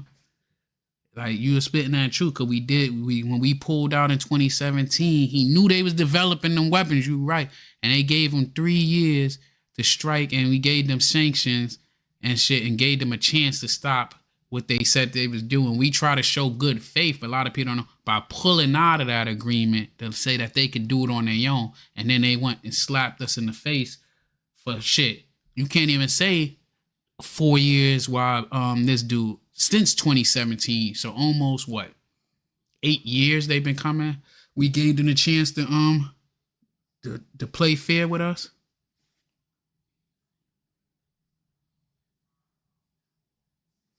Let's get my likes up. I'm only at 27 likes. Let's get my likes up. The views is looking good, but get my likes up. We might go subscriber only in a second. There's no comparison there. Now, let's get back to the other important question. What will happen if Iran decides to retaliate? Take a listen to what Pete Hegseth had to say. What will be your next step if Iran or militias under Iranian influence in the region attack U.S. interests or allies in the region? And you can chime in on this too, Mr. Chairman. The battle damage assessment is ongoing, but our initial assessment, as the chairman said, is that all of our precision munitions struck where we wanted them to strike and had the desired effect. 3 minutes left in the finals. What's the score? Put the score in the chat. Which means especially in Fordo, which was the primary target here, we believe we achieved destruction of capabilities there. Ultimately, wherever it may be, whether it's in Iraq or Syria or bases in the Gulf, as the president said, it would be, as the chairman said, it would be a very bad idea for Iran. I'm gonna listen to you for now, Dragon Girl, but tell them to hit that like, man. Tell them to hit that like. Tell them to get my interactions up. I appreciate that. I got 1 like that done came in. And sub to the channel. If everybody sub to the channel, then we could keep the conversation going. But I appreciate it. I appreciate it. On or its proxies to attempt to attack American forces. Okay, so obviously the Secretary of Defense did not answer that question. And for good reason. That's a hypothetical. He's not going to do that right now because we don't know what Iran is going to do right now until they do it. But they do have generally 3 options. Option 1, continue to attack Israel. Option 2, come to the table and formulate an agreement with the United States. Nah, you right, though, about that. Because even when we left, everybody ain't real. Well, I knew the logistics, it would be a little cheaper to leave some stuff behind. But I thought that was strange that we would leave ballistic missiles behind. Like, we'd usually leave small munitions, not no, like, shit that can really... You know what I mean? That can do cross-country bombings. That's why I felt that was strong. But it was a lot of shit we did to, give them a chance to try to get them on our side, too, in the region. So, Harlem Wizard, you absolutely right about that.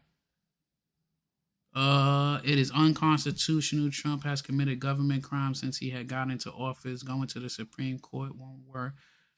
MAGA morons don't care. They want war. This is let me tell y'all a secret. Every administration wants war. We've been at war our whole lives. When can we think of a time that it wasn't a war or a conflict that we was in? Please tell me. Ms. Hunter, when was he ever not at, you know what I mean, at war with anything? We always been at war or some type of conflict. We was in Bosnia, we was in Kosovo, we was in the Vietnam War, Korean War. Shit, we was fighting the Contras. Shit, we flooded America with drugs in order to let other countries fight proxy wars for us. So you can't say that we done did it underneath. Yeah, we've been in the Cold War since the 50s with goddamn Russia, but you cannot say that it's this administration and MAGA. MAGA is fairly new compared to the history of America.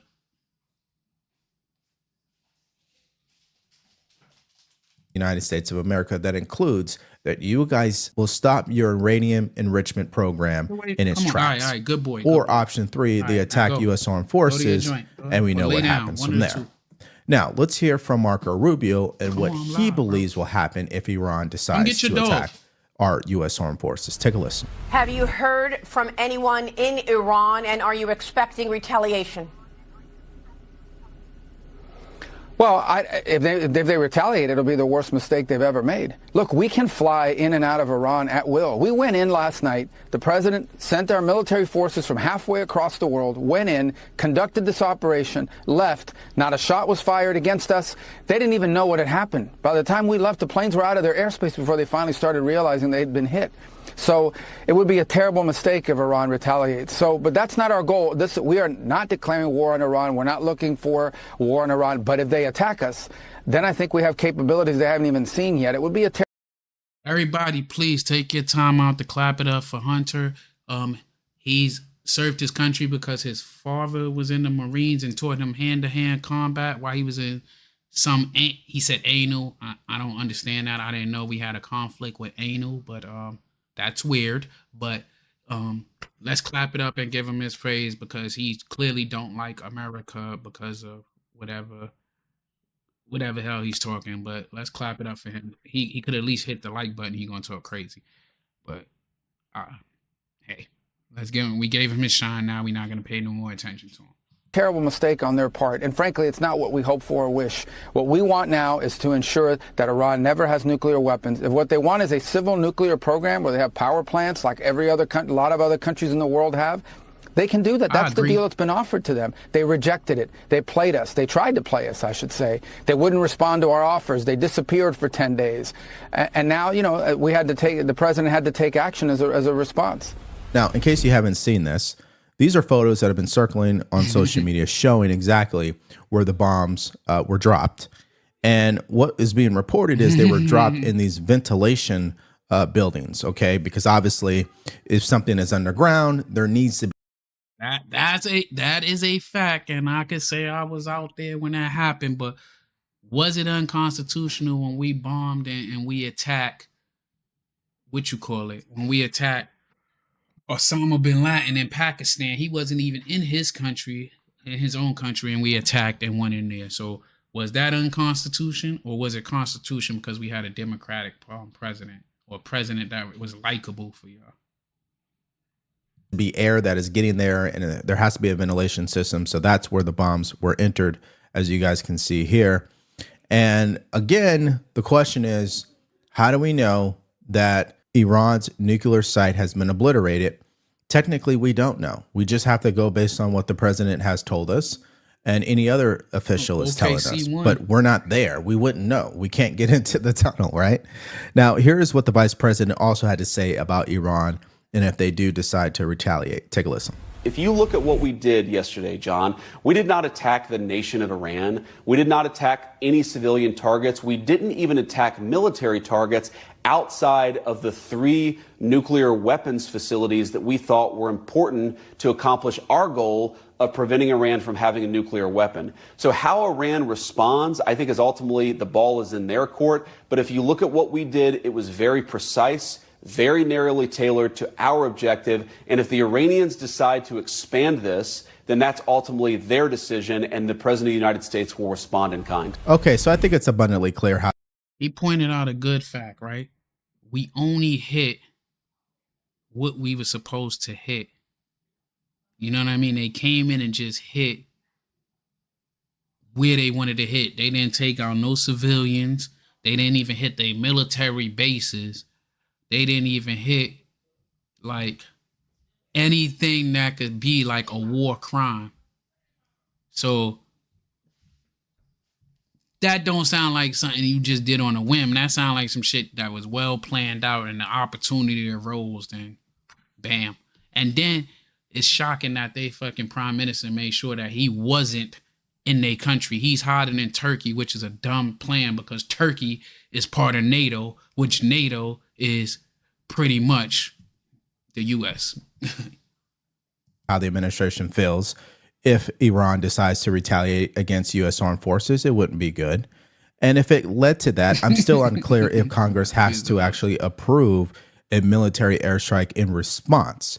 Because yo, y'all are hilarious. Like I said, Vince looked like a recovered vampire. How crazy. Shout out, hold on, let me shout out the new subscribers and shit. You know, Roger Williams, thanks for joining the clan, you know. Thanks for subscribing to the tribe and everybody else. I appreciate y'all subscribing and shit. You know, hit that tip button. Let me see if that work. You know, hit that tip button. You know, send me $1. Send $1. That's all. Just send $1. Even if they retaliate, does that mean that is a declaration of war? And the reason why I asked that is what the Houthis were doing. Was that a declaration of war?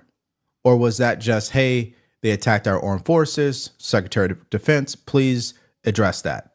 And he has the authority to do so. These are questions that obviously will need to be answered in the coming weeks. Now, let's go to John Bolton because we know. Nah, I see everybody quiet about that. Them Houthis been fucking trying to dig in our ass for the last year.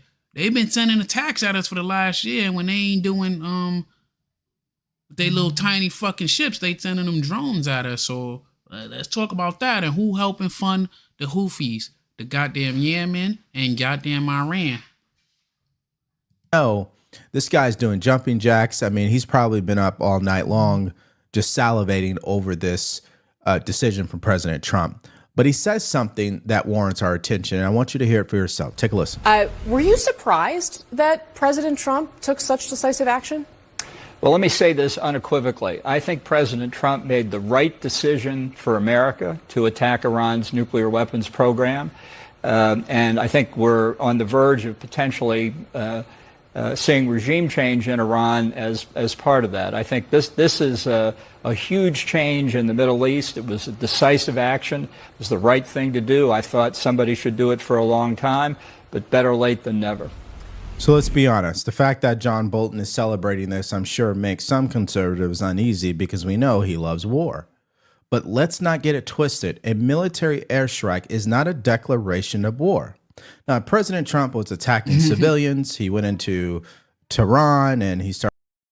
That's a good point. If he was alive, we'd be crucifying him, saying that he's somebody else. We'd be using it as an excuse on why we was going at him, you know? Started attacking military bases and all this other stuff. Yeah, that would be a declaration of war. But a precision strike on 3 nuclear sites, I wouldn't call that a declaration of war. That's just my own personal opinion. Now, John Bolton, which actually caught people's attention, he started saying the classical words, regime change. And guess what the administration's been doing since President Trump carried out this airstrike?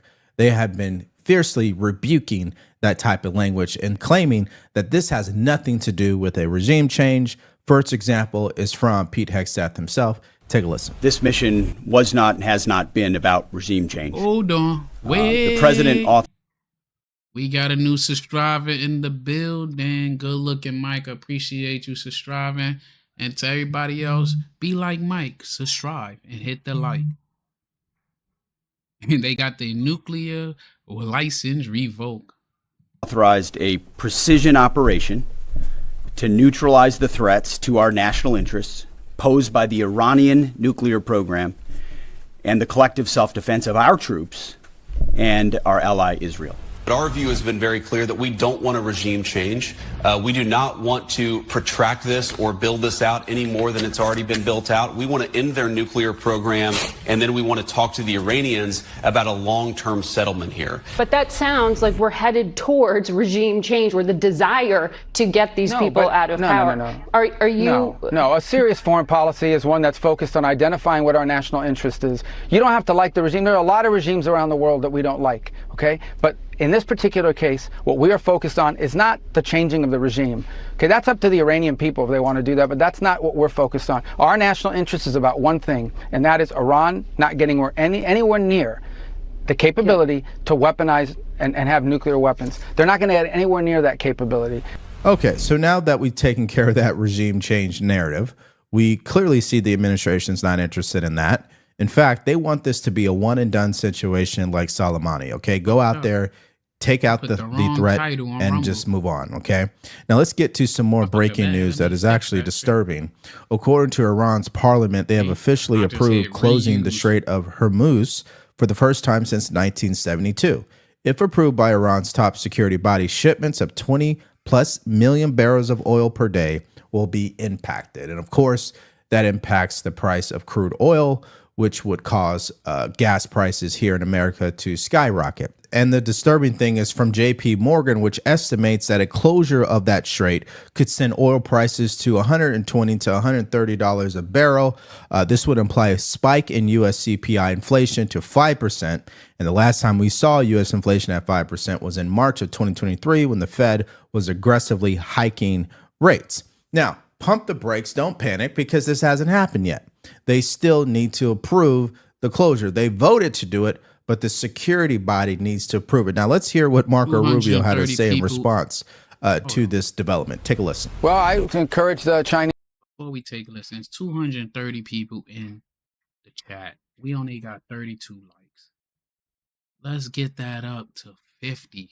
That's all I'm asking for is 50. Double tap the screen. You on your screen, double tap that screen. Like what you hear, you know what I mean? Be like Mike, subscribe, but double tap that screen and give us, show some love.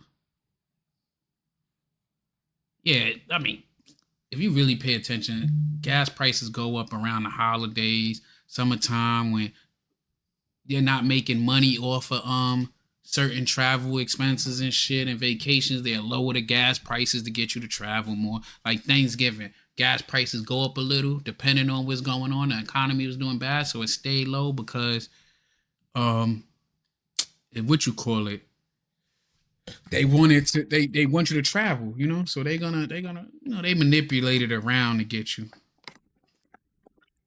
But what you call it, if I'm mistaken, I'll Google it again, but the last one I tried to when I looked up what was our main export, and it was crude oil for this country. Yeah, man, I need gas prices to go back to what I used to see back in the day. It was like $1 something, man. I don't want it. California gas prices is ridiculous, man. Like, I pay $3 and some change for gas where I'm at, but California is ridiculous. Chinese government in Beijing to call them about that, because they heavily depend on the Straits of Hormuz for their oil. If they do that, it'll be another terrible mistake. It's economic suicide for them if they do it. And we retain options to deal with that. But other countries should be looking at that as well. It would hurt other countries' economies a lot worse than ours. It would be, I think, a massive escalation that would merit a response, not just by us, but from others. So, look, they're going to say what they need to say. These are the things that need to happen for their own internal politics and so forth. But in the end, we're going to judge them by the actions that they take moving forward. We had 3 objectives. We struck those 3 objectives with decisive force. And that was the point of this mission. And that's what we achieved. What happens next will depend on what they do. They want to negotiate. We're ready to negotiate. They want to get cute and do things that are dangerous. We have responses available that are devastating. Okay, so the better question that we need to answer is, at the gas pump, the prices that you will see, will those go up if the strait is closed? Number one, the answer is going to be no. You know why? Because Iran does not have the capability to close that strait without getting into a war, or at least experiencing U.S. armed forces that would retaliate and make sure that it stays open. And that's what I was talking about earlier when I was saying that it's not just gonna affect us, it's gonna affect their allies if they close that strait. You know what I mean? So it ain't just us that's we gotta worry about it. They gonna mess themselves up too. It's open. That's number one. Number two, we're in a dominant position energy-wise. We don't really depend on oil and gas like we used to from 20 and 30 years ago. So could we see a disruption in the market? Absolutely we could. Will it be a long-term disruption? Probably not. But again, a lot of this is speculation and hypotheticals because they have not closed it. So let's back up and just assess the negative consequences of this decision from the president. One, the strait could be closed, which would definitely trigger a war or U.S. armed forces having to get involved in order to keep it open. It would disrupt the market. Prices could potentially go up. Number two, obviously we could get dragged into the war, right? I mean, that is a negative consequence. And number three, which is the clip I'm about to show you now, is from Tom Homan. We know due to Biden's incompetence and malpractice on the job, he allowed everybody to come across the border. So the question is, how serious should we be taking sleeper cells in our country? Well, here's what Tom Homan had to say. Take a listen. Can you assess that issue particularly? How many Iranians are in the country that are in sleeper cells trying to do bad to America right now? Well, look, you and I talked about. Before we get into that, G-Fish, shout out to G-Fish. Hit that like, G-Fish. I can see you ain't hit that damn like. But G-Fish said some real shit. If they was to close it, it'd be a matter of days before we reopen it. Because like I said, they're going to take a hit just as big as we going to take a hit. But because they're taking a financial hit and you need money but all the other countries like around them that export crude oil is going to take a hit and they ain't trying to lose their money. Naive Fury, we literally practice keeping it straight. Yeah, you're right. We do. We practice that. Like I said, I'm active duty Navy, so I know. That's why I ain't sweating in this shit. Rubik Cube, welcome to the building. You late. You was watching the NBA finals, you know. About this many times. I said the last 4 years, my biggest concern was this open border was the biggest national security vulnerability this country's ever seen. So I pulled numbers this morning just from a CBP under Joe Biden. There was 1,272 nationals of Iran released in the country between OFO and the Border Patrol. And you compare that to the Trump administration, zero. Right, zero releases. And right now, because of President Trump's leadership, we have the most secure border in my lifetime, most secure border in the history of this nation. So we have a secure border. That was President Trump's big win on securing this nation. So we're not releasing people in this country. Special interest aliens aren't crossing that border undetected. But under Joe Biden, we had over 10 million people cross that border. But my biggest concern from day one, beyond the fentanyl, beyond the sex trafficking women and children, were the 2 million known gotaways. Over 2 million people crossed that border. We don't know who they are, where they came from, because they got away, because Border Patrol is so overwhelmed with the humanitarian crisis that Biden created that over 2 million people crossed the border and got away. That is my biggest concern, and that's what created the biggest national security vulnerability this country's ever seen. Yeah, so clearly it is a problem. It warrants the FBI's attention. I pray that not only the FBI, but local law enforcement, they are alert and they are in a position to respond accordingly if something does happen. At this point, nothing has happened or been reported, and so it remains to be seen. Now, I guess the better question is, should you be scared? Absolutely not, okay? But let's not kid ourselves. We don't know who crossed the border under Joe Biden. So regardless of this decision from President Trump, we always had this national security threat in our country because of Joe Biden. Now, let's go to the next issue that's come up. There's a lot of people on social media surprised that President Trump made this decision, and they are criticizing the president. And in some cases, they're saying this is the last straw for me. I no longer will support the president. Hold on. Let's take a moment out. Soul Founds is in the building. Take time out, click out, go subscribe to his channel. You know what I mean? I'm going to take a little short intermission in between that. Go subscribe to his channel. I have another channel that I talk about true crimes on called No Glory True Story. It's a facelift channel, but go over there and see. We still going to keep it open over here because we wild, crazy, and ridiculous, and we talk that truth and let everybody have a voice over here. But you could click on my joint right there. Give me a sub. I'm trying to get that one monetized too. Go over to Soul Sound and subscribe to his shit, Rubik's Cube. Oh man, I see you said a pause. He said thank you for your seaman service. Nah, boy, I don't do no seaman service. You know, I was aviation. You know, aviation. I am aviation. I never was a seaman. President, I'm not going to vote Democrat. That's what you're saying.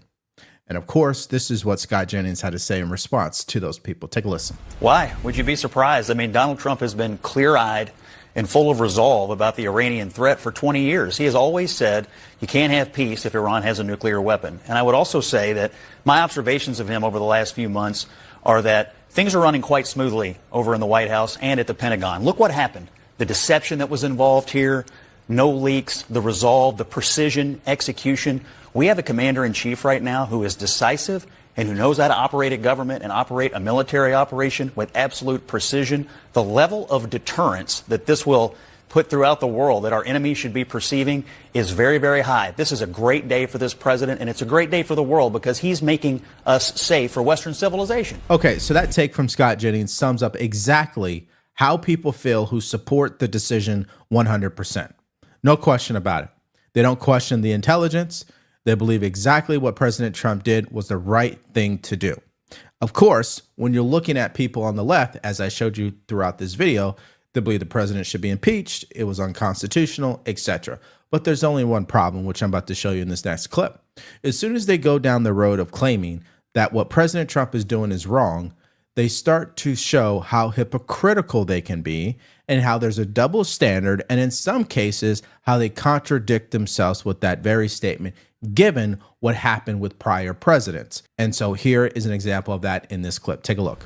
I think that there are a lot of questions that are being raised by Congress right now. And the reason that they're being raised is because normally you would need congressional approval for something like this. And I know that my friend here is laughing a little bit, but I will say, I will covered Congress for a long time. But he laughing because she don't even know what she's talking about. And that's what I said, that the mainstream media be just throwing anything out here and shit. Cause she like, normally you would need. No, you don't, man. Like, that's why we read out the Constitution in the show, Article 2.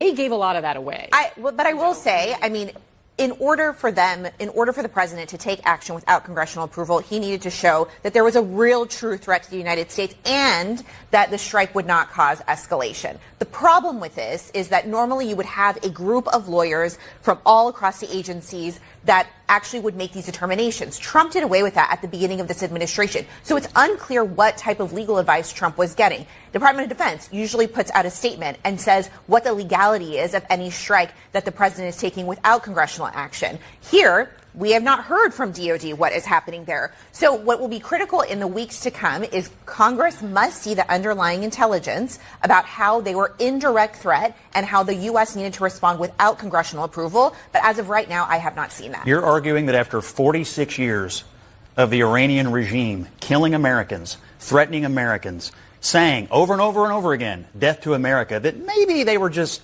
didn't mean it, that they're fiery but mostly peaceful Iranian butchers? I mean, I don't understand. This is a righteous struggle. But what you have people last not exactly the well, Yeah, and Scott Jennings reminds her of what the president said in his address to the nation. He did reference that Iran is guilty at attacking U.S. armed forces, and we never actually dealt with it until last night. And so will that be enough for Congress? We're going to find out here. But I'll tell you what, in regards to this entire video, you got all these reactions rolling in. It's not for me to tell you how to think. You make up your own mind, but just make sure you do something for me. You look at the facts, you review all the information, bring up the U.S. Constitution, bring up the War Powers Resolution, look at historical context, look at what other prior presidents have done, and then come to your conclusion after that. And if you can do that, I'm pretty sure you would come up with a reasonable conclusion about what happened last night. And so mine is very clear. If the intelligence is correct this was the right decision from the president. No question. I don't believe it's unconstitutional. And for the record, if they want it to be unconstitutional, they need to get the Supreme Court involved and to rule on that fact. So let's hear from you guys in the comments section below. You guys, maybe you joined me live last night, maybe you didn't. But after you've seen all the reactions from today, what are your thoughts? I ain't gonna lie, go subscribe over to his channel. I found him on Rumble, and I like, his content and how he break down stuff. And I'm just a rough around the edges Navy chief, so sometimes he could articulate stuff better, Oh my God, please educate yourself instead of... Shut the fuck up and go to another channel, man. Talk about that, oh my God, writing in all caps. Shut the fuck up, go to another channel. See, that's what I mean. You need more brothers like him that can articulate themselves. Because if you come for me sideways, I'm going to come for you. You know what I mean? You've been on the fucking channel for about 3 seconds and you talk about, oh my God, go educate yourself. Shut up. Hit the like button on your way out. Where's my fan at from yesterday who changed his profile picture and everything to my picture? Let's see what else they're talking about. I want to see what they got to say. Let's see what Sky Straight. Let's see what. Sirens have sounded once again in Tel Aviv as the full ramifications of Donald Trump's strikes on Iran continue to be felt across the region. The IDF says a fresh wave of missiles have been launched by Iran towards Israel.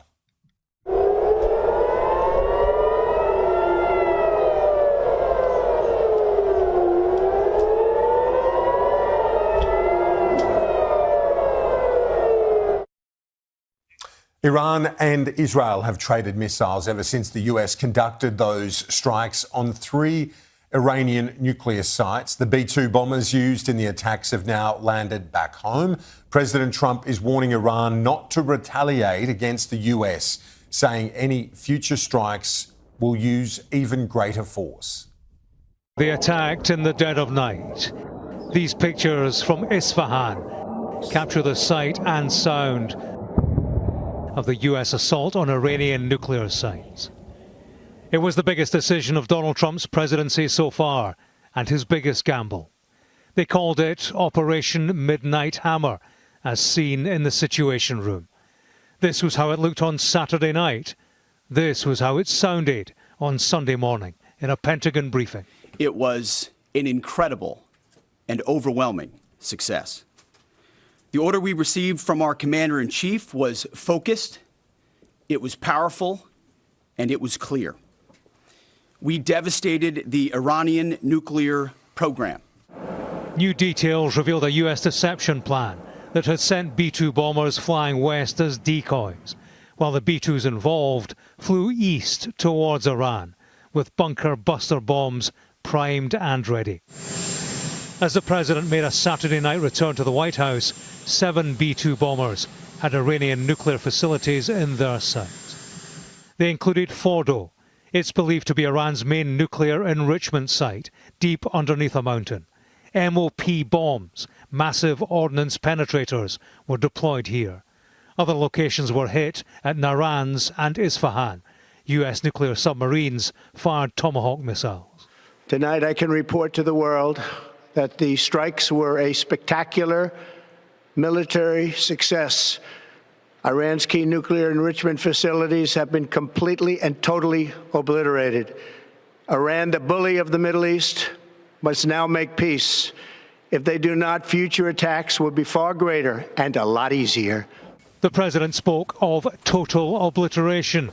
His top military man revised that downwards, pending full damage assessment. All 3 sites sustained extremely severe damage and destruction. More than 125 U.S. aircraft participated in this mission, including B-2 stealth bombers, multiple flights of 4th and 5th generation fighters, dozens and dozens of air refueling tankers, a guided missile submarine, and a full array of intelligence, surveillance, and reconnaissance aircraft. After the strike, the Americans said this was about peace and ending Iran's ambitions to build a nuclear bomb. Nothing more. But our view has been very clear that we don't want a regime change. We do not want to protract this or build this out any more than it's already been built out. We want to. Yeah, I'm still thinking about. He said he looked like a recovered vampire, and now I can't unsee that because he do look like something that was brought back from the dead. He don't even look like the same person that was on the campaign trail. And you're right. That's one of the wonderful things of our country, that we have the right to sit here and be able to sit and discuss this stuff, and we all can have our own opinion, and it don't have to be hateful dialogue for us to have our own opinion. We can be straight, you know what I mean, forward and shit. But like, one thing I wanted to point out, I appreciate everybody that's in it. We got 46 likes. Let's get it up to the 50 that I've been asking for. But we just hit the 2-hour mark. We just hit the 2-hour mark, and at the 2-hour mark, we have 17,427 views. I appreciate all of y'all. Our numbers went down some, but we still got 136 people that's live watching. So I appreciate everybody that's subbed to the channel and everybody that's hitting that like. So let's get them likes up, you know.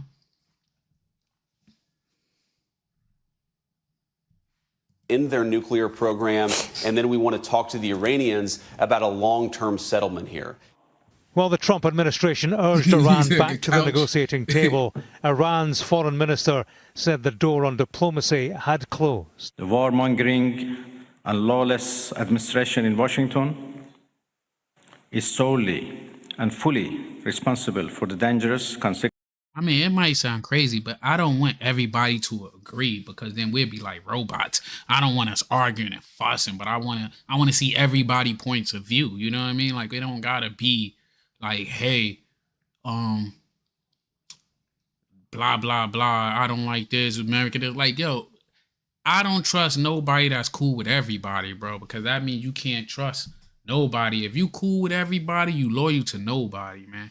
Somebody that's like friends, that everybody they friend, everybody that means you got no loyalty to nothing. Like, it's okay to disagree. That's what even makes our country and our military so strong, is diversity. You know what I mean? Like, it's crazy because I had a friend, right? He came to confide in me, right?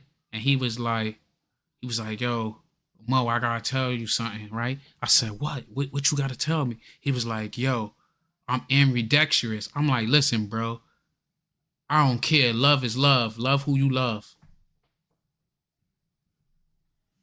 I accept people for who they are.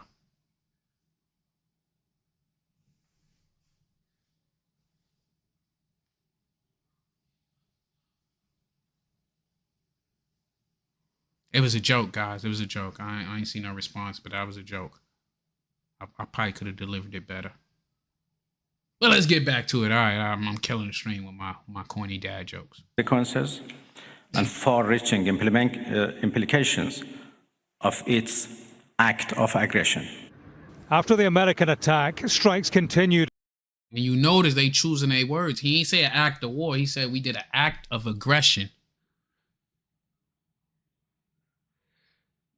Oh, what is it? Cut it out. In Iran through Sunday, conducted by Israel. Its prime minister emboldened I know, man. It was by a joke, US man. ally. It was a joke. It was a joke. I know it means that you left-handed. It was a joke, man. That's what I'm saying. I know it means both. That's the joke, you know. But he got me because I ain't think about it. I'm in the Navy, and he was like, we very dexterous, and you know, that'd be the joke that they say. That's what they say about submarines. They say 100 go down and 50 couples come up, you know. Joining the fight. His leadership today has created a pivot of history that can help lead the Middle East and beyond to a future of prosperity and peace. This is a conflict with many moving parts, moving civilians to fear for the future. Neither party are telling the truth about whether there has been contamination as a result of the strike. The task is not to allow this region to turn into another Chernobyl. I think the war is going to expand, even though people here in Tehran say it is going to end. I think the government may close the Strait of Hormuz. Attacking Iran is an intervention by an American president with unpredictable consequences. The U.S. says it's in touch with Tehran, privately and publicly, giving it every opportunity to come to the table for talks and for peace. If this momentous decision has been criticized internationally, it has been domestically too. Many in the MAGA movement, which put Donald Trump in power, are unhappy at his engagement in a foreign conflict. Many in Congress are unhappy that he didn't inform them. I got, of course, you know, being in the Navy, I got friends out in San Diego that's like family. I got a couple of my young boys out there. But man, your gas prices like, what, $5-10, man? Like, shit, it's expensive out there. But I'm making a trip out there and shit, though. Because, you know, we got a couple of bases down there, but I am making a trip out there to see my peoples. I'll let y'all know because I definitely go live and shit. I had a good time. I ain't been in San Diego since like 2007 though. First, a world that waited for America to strike now waits for Iran to strike back. The United States has spoken of an attack of precision and certainty. Neither applies to what comes next. Australia has confirmed it supports the US strikes on Iran, but won't say when or how it learned of the attack. Political correspondent Cam Redden is live with me in the studio. Cam, the government now adding its voice to the global calls for de-escalation and dialogue, but importantly, as you've been reporting today, expressing its support for the US action. Yeah, and the Foreign Minister, Penny Wong, has been leading much of this response from the government this morning, Kieran, stressing that in her view and in the view of the government, Australia is not a central player in this, is not knee-deep in its involvement, but wanted to be clear in its support for the US action. And using that word this morning, Penny Wong, that Australia supports that decision to strike the 3 nuclear facilities in Iran. She went on to elaborate that it's her view Australia's role in this conflict more broadly at this stage is simply to add its voice to the growing calls from leaders around the world in France, in Canada, in other places for the next step to be dialogue and diplomacy and negotiation, for Iran to come to the table and for a peace deal to be settled. The Foreign Minister not elaborating, though, on whether Australia was given prior notice of this strike being carried out or exactly when and how Australia was notified. It came out overnight via an interview done by the British Prime Minister Keir Starmer that the United Kingdom was given advance notice. He says that was important as a close ally. It's been noted today, including by Mike Pizzullo, the former Secretary of Home Affairs in Australia, that perhaps the reason the UK was so explicitly warned this was coming is because they have had warships in the region and that there may have needed to be some involvement should they have required the US aircraft additional refuelling or something along those lines of additional help. But the Foreign Minister this morning outlining the government's position that it is very much supportive of this action from Donald Trump and the United States. Australia has been clear, along with the international community, that Iran cannot be allowed to develop a nuclear weapon. We support action to prevent that from occurring, and this is what this is. Did Australia receive any advance notice that the US would be taking this action, and what role could Australia play in the de-escalation process aside from public advocacy as you are today? Well, the US has made clear this was unilateral action taken by the United States. What I would say is we're not a central player. In relation to the UK, we were not involved in the attack. We were given due notice, as we would expect as close allies to the US. The opposition. Rubik's Cube, you hit that shit on the head. Like, the president ain't coming out with the plans. They laying it out on the table, the different plans and options, and then he giving the approval. Like, you hit that shit on the nail. You know, that's exactly how it go. But I expected of you. You serving. Unfortunately, I have PTSD from 9/11, and it's not just from our Twin Towers, but from our government and what they hide from us. I don't believe anything Congress and our government is telling. I believe that's a true statement. They're not going to tell the American public, not alone, even us in the military. They don't tell us everything either. we get that. That's a whole lot of need to know. It's a whole lot of need to know with that with us. You know what I mean? A lot of stuff we get the after effects of what it is, you know, that's happening. We don't really get the real time. When we in the middle of this shit, they cut off all communication with the outside world. And then once the conflict is over, that's when we get, you know, back to civilization to an extent, you know. To an extent they let us be able to communicate more. I'm at 49 likes. Let's get that to 50. And then we could set another goal from there. But we see Australia's backing up the decisions. Opposition is backing the government in on that front, suggesting that because Australia is not a central player, that it is not unreasonable that the United Kingdom may have received a greater heads up or been somewhat more closely informed onto the exact nature of these strikes before they were carried out, as opposed to someone like Australia. Andrew Hastie leading the coalition's response today. The Secretary of Defence, Pete Hegseth, made it very clear yesterday this was a very, very tightly held operation. Very few people in Washington, D.C. were briefed, let alone allies. So that was the reason behind the success of the operation, I think. So I think we can just take it as it appears on the face of it. We do wait to hear from the Prime Minister, Anthony Albanese, Kieran. We can also just show our viewers these pictures which have just come into the newsroom in the last hour or so from DFAT. Australians starting to make their way out of Iran. At least 2,900 have asked for assistance. These images are from the border between Iran and Azerbaijan, where some of those officials are now helping Australians get out. But naturally, with the airspace closed, still a very difficult and precarious situation. Yeah, and as you mentioned, the Prime Minister has convened the National Security Committee of Cabinet. That's been meeting this morning. He's going to hold a news conference during Newsday. So as soon as we get it, we'll bring it to our viewers live as it happens. Cameron, thank you.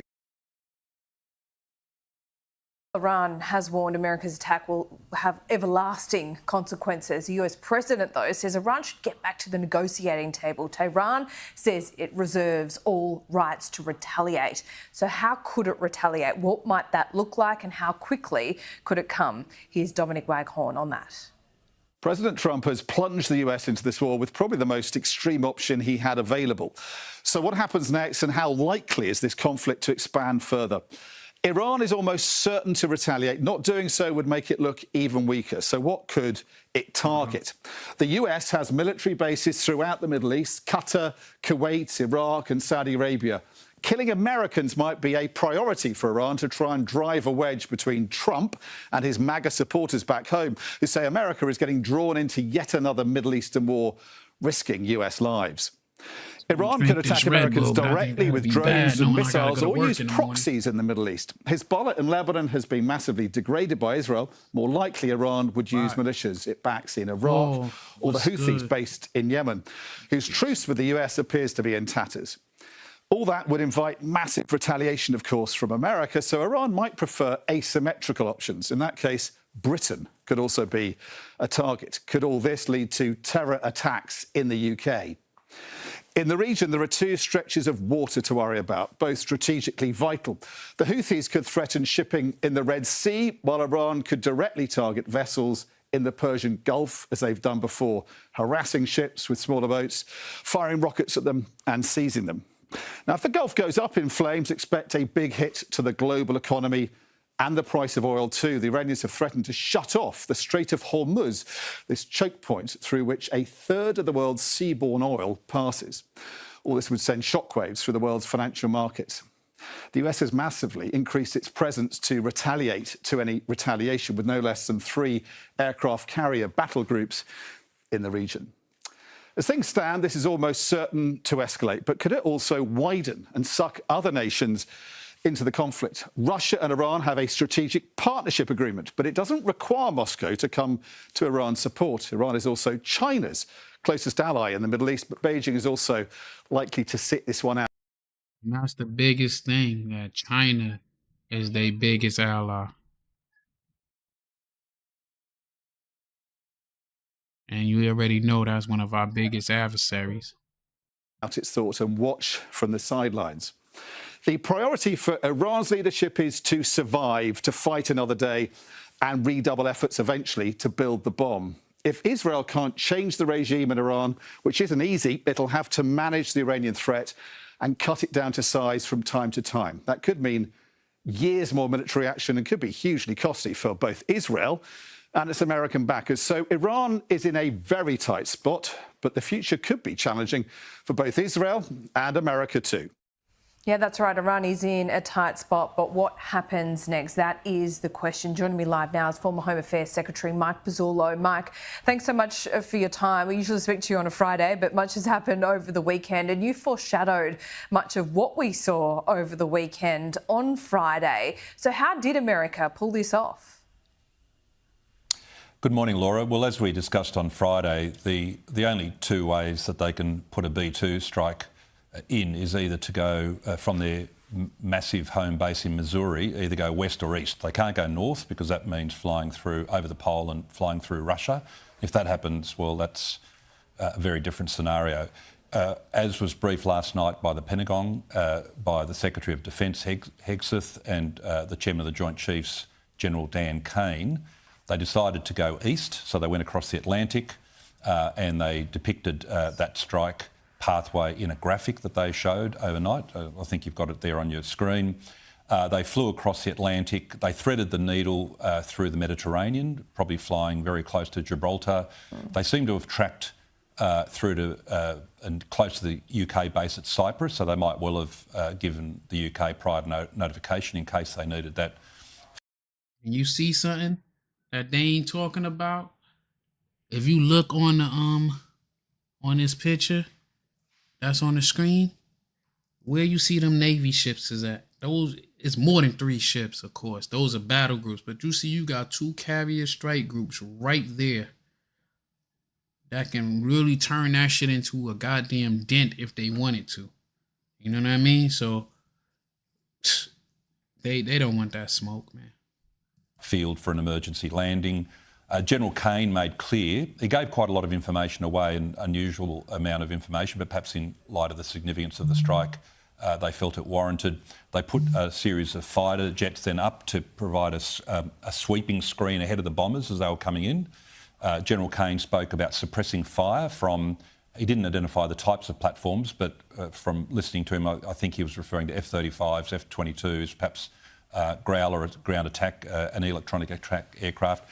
Any Iranian sites that were radiating or active probably would have been taken out. And then the bombers then were able to go through to the 3 sites. A couple of things about the bombers that we talked about on Friday. The B-2 is the only aircraft in their inventory, in fact in the world, that can carry 2 of these bombs, the massive ordnance penetrator. The Pentagon's announced that they put 7 in a strike package, 7 bombers, so that meant 14 bombs went down, principally attacking the deeply buried infrastructure at Fordo. As General Keane said, there's a battle damage assessment going on now. It's a very technical requirement to assess the extent of the damage and whether they need to re-bomb. That's another, and he said whether we need to re-bomb, but that's another thing too. They're not going to give full credit to be like, they crippled us, they did this, that, and the third. They don't want to give them full acknowledgement of everything we did to them. But from what the Secretary said last night overnight, he talked about extreme damage and the President has talked about obliteration. So we'll see what the Americans... The Trump administration has bombed Iran with strikes President Trump claims have obliterated the country's nuclear enrichment facilities, 10 days after Israel launched its attacks on the country.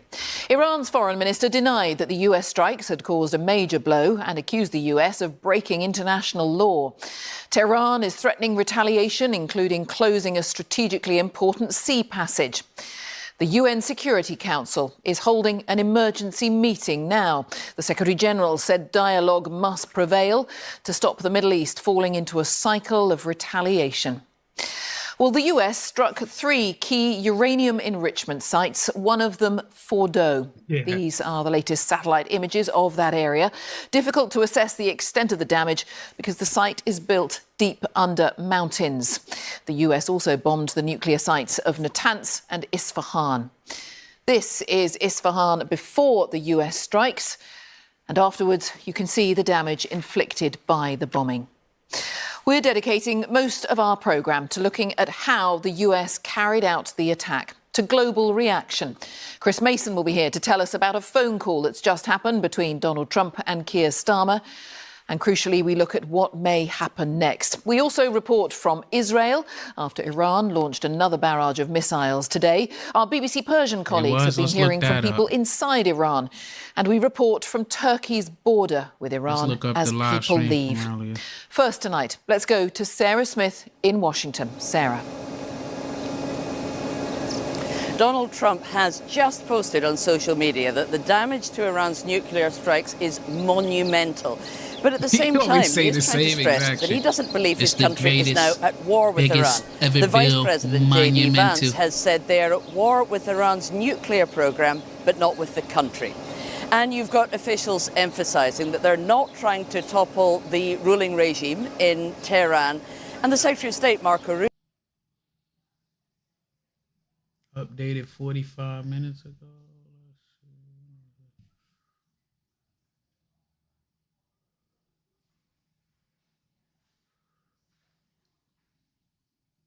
That's 2 days ago. It's Verizon's Summer Bundle. All new and existing customers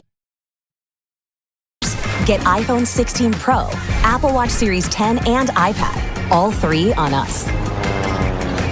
That's up to $2,000 in value, only on Verizon. I would like to thank the Secretary General for his permanent support to the IAEA and myself in the discharge of my duties. I also like to thank the Assistant Yeah, he do put a 10 on it. That's what I'm saying. He always say the same shit. Everything's right now. monumental, the biggest and the best and shit. I have convened a special session of the Board of Governors of the IAEA tomorrow morning in Vienna to continue the consideration of this issue that this body has started today, or has continued today, rather.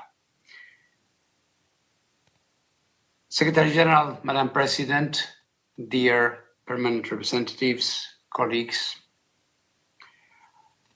the nuclear non-proliferation regime that has underpinned international security for more than half a century is on the line.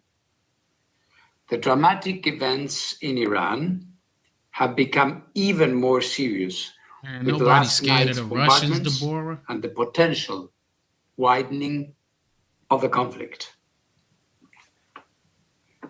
We have a window of opportunity to return to dialogue and diplomacy.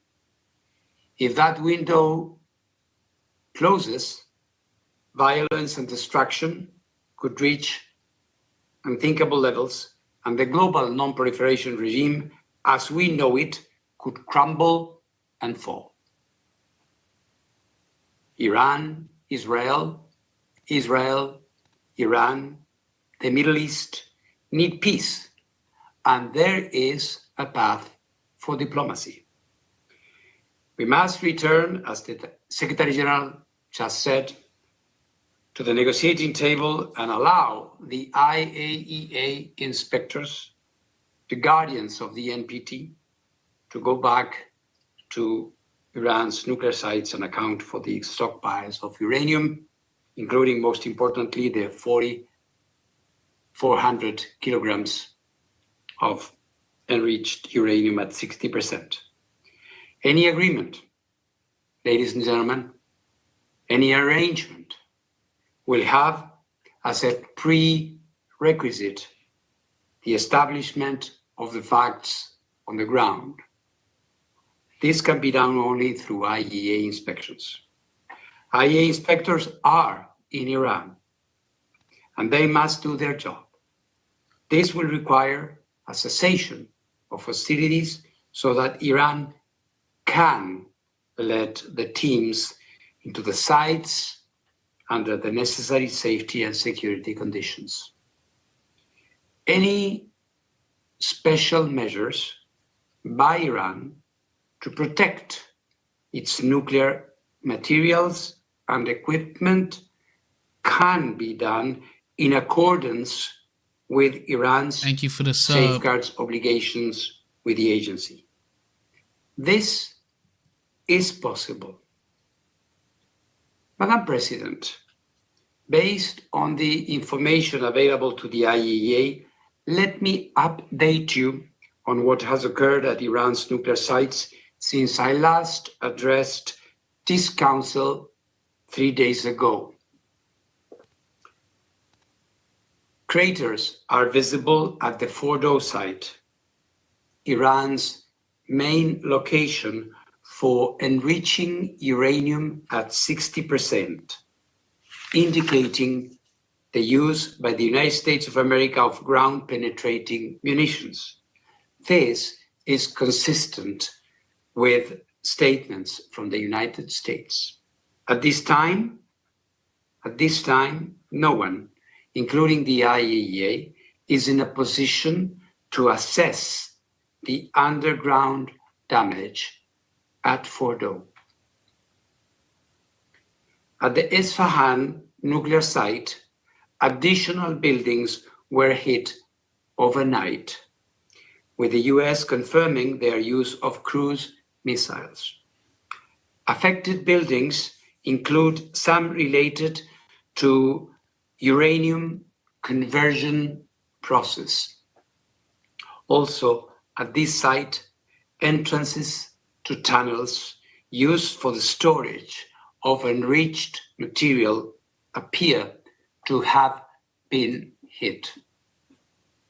At the Natanz enrichment site, the fuel enrichment plant has been hit again, with the US confirming that it used ground-penetrating munitions. Iran has informed the IAEA there has been no increase in off-site radiation levels at the 3 sites. The situation at all other sites in Iran remains as I described them to you 3 days ago. We continue to monitor the situation and encourage the Iranian regulator to maintain its indispensable contact with the IAEA's Incident and Emergency Center. Madam President, the IAEA has consistently underlined, as stated in General Conference resolutions, that armed attacks on nuclear facilities should never take place and could result in radioactive releases with great consequences within and beyond the boundaries of the state, which has been attacked. This is Google Pixel 9a with Gemini. It's free at Verizon, with plans starting at $30 a line. And this is Nicole asking, where the heck are you? And Gemini helping you respond in the style of Shakespeare. Get Google Pixel 9a on us and our new 3-year price lock guarantee with plans starting at $30 a line. I therefore, again, call on maximum restraint. Military escalation threatens lives and delays the diplomatic solution for the long-term assurance that Iran does not acquire a nuclear weapon. It also threatens the global non-proliferation regime. As I stated 3 days ago and before, I am ready to travel immediately and to engage with all relevant parties to help ensure the protection of nuclear facilities and the continued peaceful uses of nuclear technology in accordance with the agency's mandate. With your support, the IAEA can deploy nuclear safety and security experts to Iran immediately, in addition to our safeguards inspectors wherever they are needed. Madam President, there is arguably no more important and universally supported endeavor than ensuring that we use the enormous power of the atom for good rather than destruction. Let us not allow the window to close on diplomacy. Let us not allow the non-proliferation regime to fail. Irrespective of individual positions and views, one thing is certain, and this is the simple truth. We will not be safer if there are more nuclear weapons in more states around the world. The IAEA is ready to do its part to bring this military confrontation to an end. Thank you very much. It's Verizon's Summer Bundle. All new and existing customers get iPhone 16 Pro, Apple Watch Series.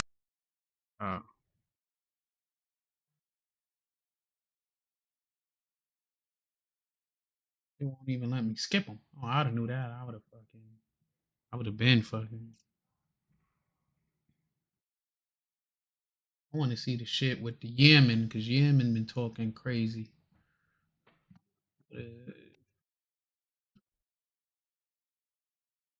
Yemen supposed to have said that they want to jump into the fight.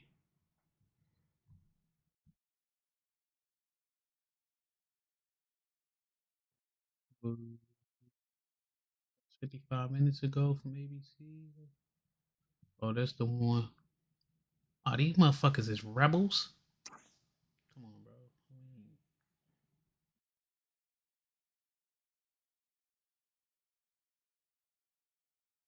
You know what? Let me give him a voice over here. If this shit in English. Oh, fuck no. Oh, fuck no. That's too much for me, man. Let's see. But they was talking about 55 minutes ago.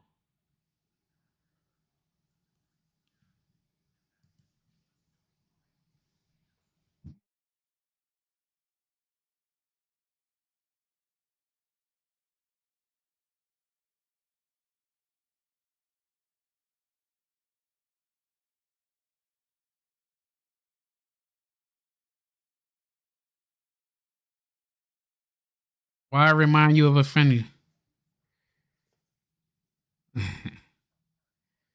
Here we go. They cut the funding.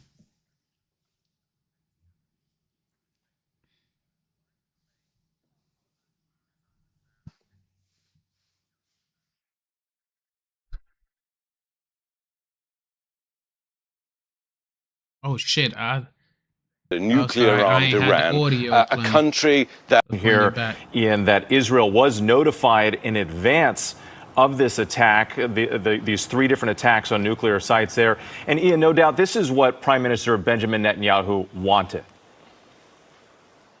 Oh, undoubtedly, it's not just what Prime Minister Netanyahu and the Israeli cabinet, and honestly, a large number of the Israeli population wanted, but it's also what Netanyahu and others have been lobbying for some time, trying to make the case to the president. And I spoke to the Israeli president just a couple of days ago, and he was making this point, trying to make other leaders understand that this wasn't just about a threat to Israel, this was about a threat to the wider region, a threat to Europe and a threat to the United States, a nuclear-armed Iran, a country that pretty much since the Iranian Revolution in 1979 has sworn to eradicate the state of Israel, has used blood-curdling language to that effect, a country that has actively supported so-called proxy groups, in other words, bankrolling, arming military groups throughout the region, to agitate against the United States and also Israel. Hezbollah, for example, in Lebanon, was accused of being one of the primary instigators in the Marines barracks bombing in Beirut back in the 1980s, there have been a number of instances where Iran has been seen as a malign actor against Israel and its Western allies. Part of what we've been witnessing since October 7, 2023 has been an attempt to try and degrade Iran and its sphere of influence. Iran had successfully established, we talk about it as a Shia crescent. Iranians are primarily part of the Shia branch of Islam rather than Sunni branch of Islam, which is dominant, of course, in the Gulf. And they had extended, certainly after the overthrow of Saddam Hussein, influence throughout Iran and then into Syria under President Bashar al-Assad. They were very active in the civil war there against the rebels, who obviously recently triumphed, and then into Lebanon itself with Hezbollah operating there. They were able to transfer weapons, transfer knowledge, and this was certainly regarded as a threat for Israel, which is part of the reason why it bombed Lebanon in the first place. And we've seen this gradual dismantling of the so-called Shia crescent. It's been an historic time in the Middle East. Whatever one side anybody may sit upon, you can't deny that the face of the Middle East has been radically changed under the Netanyahu government and with the backing of President Biden and now President Trump. So no surprise, I think, that the Israelis were notified. The Israelis would have to work in concert with the US. It remains to be seen whether any Israeli aircraft or resources were used. We know that Israel has said just a couple of days ago that they control the skies over Iran. That would have been very important for the Americans and any operation. In President Trump's message on Truth Social, he says that they hit 3 sites, not just Fordo. And that would potentially imply that obviously that multiple aircraft were involved. And we have to wait and see if Israeli aircraft were also involved. If not, certainly Israel appears to have eyes on the ground, has a number of intelligence gathering sources. It's been going after people on the ground, individuals, nuclear scientists, key military commanders, and it has, like it did in Lebanon against Hezbollah, dismantled a lot of the leadership. But there are huge questions about what the reaction is and what happens next. Now, President Trump again says on Truth Social, he refers to let's make peace. Well, is Iran going to be ready to make peace? Now America has taken part in this bombing. What will the reaction be in the wider region, where we saw on Friday, after midday prayers, significant protests, tens, hundreds of thousands of people out on the streets in many countries throughout the region, angry at Israel's bombing, and a lot of that anger will now turn to the United States. As we've said, there will be huge concerns for the safety of US civilians, US military, US interests throughout this region, which are multifarious, in not just troops on the ground. You have the US Fifth Fleet docked in the region, in the Gulf. You have military camps spread throughout the region, but of course you have multiple businesses, embassies, consulates. So there are huge numbers of things to be of concern about. There have been certainly worries about the US consulate here in Tel Aviv and whether or not that would potentially be a site for retaliation. It's been very quiet, relatively here, in terms of Iranian attacks. And everyone had expected that to change, as it has most nights, pretty much around this time. We have to see what the impact on Iran is. I think those people who feel that Iran could be easily bombed into submission do not necessarily understand the country. As we saw in Iraq, even as we saw in Afghanistan, it is countries and the regimes that govern them are not naturally given to immediately acquiescing to foreign intervention, to foreign bombing. In many senses, it can act as a rallying call for the nation to get behind the leader, in this case, this theocracy that has run Iran since the 1980s, and so we have to wait and see what the reaction is. They had threatened in blood-curdling language, the Ayatollah and others, that there would be direct retaliation against American interests in the region, and we have to wait and see whether that was just rhetoric or whether that was a genuine threat that will be followed through on. We have to wait and see what the bomb damage assessment is. Is Israel going to be content to say, we've looked at the damage and we've degraded Iran's nuclear capability enough to be acceptable? And again, speaking to a senior military official just 2 days ago, he made it clear we never said we'd get rid of all of Iran's nuclear capability. We just said that we would degrade it so it was not an imminent threat. The White House says its historic decision is intended to show peace through strength. President Trump signaling for a willingness to renew peace talks with Iran. He'd previously given that country 60 days to reach a deal. Iran's nuclear program said to be crippled after 3 critical sites were taken out by... He gave them 60 days to reach a deal, and they decided not to do a deal. So he had to back up his idle threats to make sure that he wasn't just talking out his ass. That's why he said what he said, you know. Like one of my peoples I was just reading on my phone, they put on Facebook, it said, y'all can't even pass the ASVAB. Ain't nobody drafting you. And that's true, man.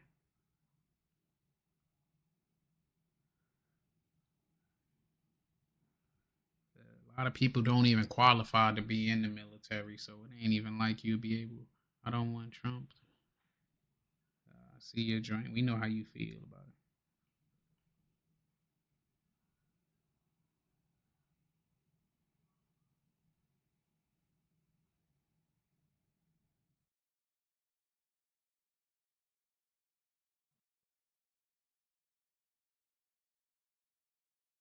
Yeah, but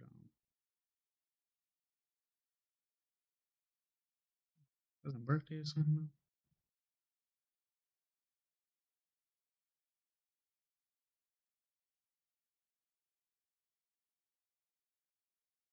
Yeah, it's been a wild and crazy time with everything that's been going on and shit. Wild and crazy. It's funny though. I'll tell you one thing about my people. You young people take everything as a joke. Like, I shouldn't even pay my rent till I figure out what Iran are doing. All these fucking jokes on social media, knowing damn well they're not ready. Yeah, but hopefully, and I mean they got way more than 3 sites though. When I was counting it last night, that joint was like fucking like, I think they had like 11 sites that they got for their nuclear joint. It's way more than 3. American bombs in a secretive mission dubbed Operation Midnight Hammer. Last night's surprise attack came just as the conflict began more than a week ago when Israel took Iran by surprise, launching an aerial assault targeting nuclear and military facilities. Both nations have sustained widespread damage and casualties. We begin tonight with Fox's Rebecca Castor, who breaks down the timeline of this bold mission. President Trump planned to decide whether to hit Iran's nuclear sites within 2 weeks. Instead, he struck just 2 days later. A wave of missiles targeting Israel, retaliation from Iran for American strikes on its nuclear facilities. Iran's key nuclear enrichment facilities have been completely and totally obliterated. At approximately... He say the same shit though. Completely and totally obliterated. The biggest, baddest bill you ever seen your lady. We're the greatest president in the world. They tell me all the time I'm the greatest. I'm the fucking greatest. Like, he always say the same pretty much. Approximately 6:40 p.m. Eastern Standard Time, 2:10 a.m. Iran time. The lead B-2 dropped 2 GBU-57 massive ordnance penetrator weapons on the first of several aim points at Fordow. Using bunker buster bombs and Tomahawk missiles, U.S. military forces struck 3 Iranian nuclear sites, including one buried deep inside a mountain. Our objective was the destruction of Iran's nuclear enrichment capacity and a stop to the nuclear threat posed by the world's #1 state sponsor of terror. My country has been under attack on their aggression, and we have to respond. President Trump warned of more attacks if Tehran does not negotiate a peace deal. We will go after those other targets with precision, speed, and skill. The president monitored the strikes from the Situation Room alongside Vice President J.D. Vance and senior advisors. In Israel, Prime Minister Benjamin Netanyahu praised President Trump's decision. President Trump and I often say, peace through strength. President Trump and the United States acted with a lot of strength. But there are fears this could spark a broader regional war, and some lawmakers are questioning the president's authority to order the strikes. The only entity that can take this country to war is the U.S. Congress. Before the attack, the U.S. Boy, Bernie look bad as shit. He can at least comb his hair before he get up there spilling all that shit. My boy look bad.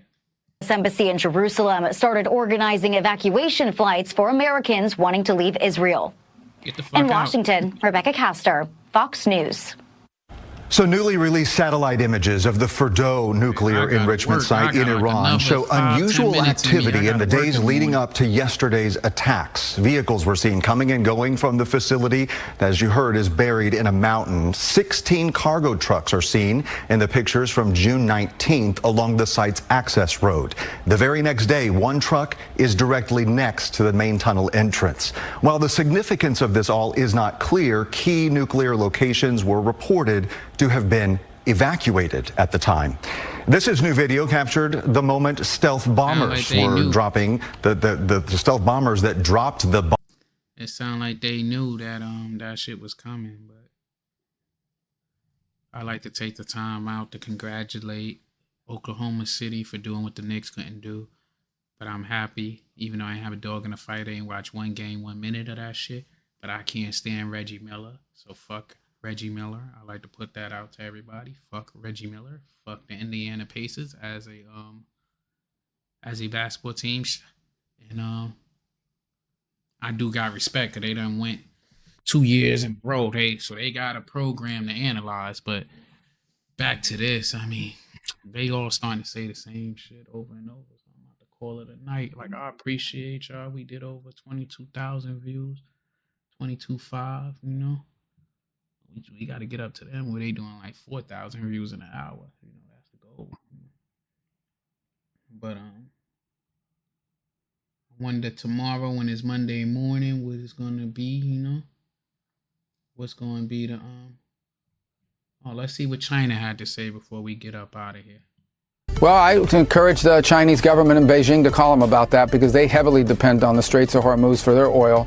If they do that, it'll be another terrible mistake. It's economic suicide for them if they do it. And we retain options to deal with that. But other countries should be looking at that as well. It would hurt other countries' economies a lot worse than ours. That was U.S. Secretary of State Marco Rubio there telling China it should ensure Iran keeps the Strait of Hormuz open to shipping. Beijing, meanwhile, has criticized the U.S. strike on Iranian nuclear facilities, saying again that it's willing to join international efforts to restore peace in the Middle East. Let's bring in our China correspondent, Min Min Lo, and tell us a bit more about that Beijing response. Yeah, Beijing's response has been very consistent. It hasn't really changed. It's condemned Israel's attack. It's also condemning the U.S. attacks as well. There is a Global Times editorial criticizing the U.S. for escalating tensions even further, even though China has previously called on the U.S. to do more to calm the conflict. But I guess hitting these nuclear sites in Iran is not their vision of calming the conflict. And in fact, the Global Times editorial is saying that U.S. is escalating the level of weaponry being used by using these bunker buster bombs to achieve what Israel cannot. And Iran is likely to see that as an act of provocation. It's going to cause the conflict to possibly even spill over to the wider region. And that's what they are deeply worried about. Min, the topic is also being discussed widely across social media. Could you just give us a glimpse of what the sort of more pertinent ones are? Yes, this is very interesting to watch because people are discussing this very widely on Chinese social media. In fact, the top trending hashtag on Weibo today is that Iran has set an example for the rest of the world. And the gist of the comments there, they're all saying that Iran essentially is quite naive in some ways to believe that the U.S. is a trustworthy party here. And here's a comment that says, first, Iran was deceived by the U.S. into some negotiation which made Iran lose its vigilance. If you can flip back to the previous post. And then it was attacked by an American ally. It was resisting the attack. Iran had hoped for mediation from the U.S., but soon American bombing arrived. So it was all about how Iran is being squeezed by the U.S. And the lesson here for many Chinese people is that these appeasement tactics, they don't work, and only by fighting resolutely can you protect your own sovereignty. That's the lesson that many Chinese people are taking. But that said, China does have this long-standing policy of non-interference. So China is unlikely to wade into that conflict unless its direct sovereignty is being threatened. We are back with the Fox News alert. U.S. military bases in the Middle East remain vigilant after Iran threatened to retaliate after yesterday's strikes, which hit 3 of the country's nuclear facilities. The attack was the largest B-2 operational strike in U.S. history, utilizing 7 of the stealth bombers and more than 125 other U.S. military aircraft, according to the Pentagon. In total, the U.S. employed approximately 75 precision-guided weapons, including 14 of the 30,000-pound bunker buster bombs and over 24 Tomahawk cruise missiles launched from a U.S. submarine. Lucas Tomlinson is live at the Pentagon with the latest. Lucas, what new information do you have for us tonight? Well, good evening, Katie. Where did those other 31 bombs and missiles come from? They came from U.S. military fighter jets, which were the first into Iran ahead of the B-2 strike to launch this operation. Here was the chairman of the Joint Chiefs of Staff, General Dan Raising Keane.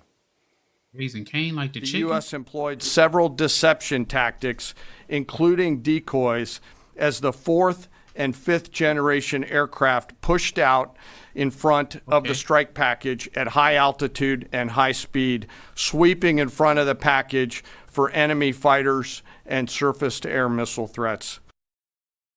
Now, this mission began with deception. 9 B-2 stealth bombers took off from Whiteman Air Force Base in Missouri just after midnight early Saturday. 2 flew west over the Pacific to act as decoys. But 7 of those B-2s did not fly west. They flew quietly to the east, not squawking with minimal communication.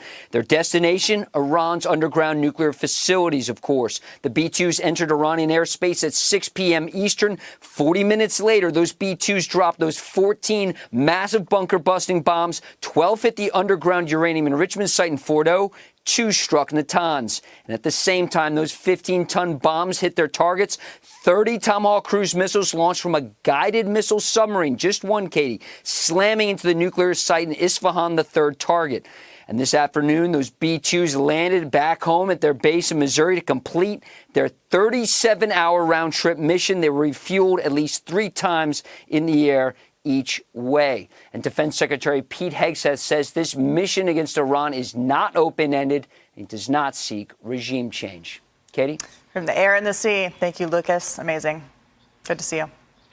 All right. Well, the United States successfully attacked 3 Iranian nuclear sites last night, including the Fordo facility, which was Iran's last untouched nuclear base buried deep underground and required the U.S. to use bunker buster bombs. These bombs were also used on the Natanz nuclear site. Meanwhile, U.S. submarines fired over 24 Tomahawk missiles at the Isfahan nuclear site, as well as the Natanz site.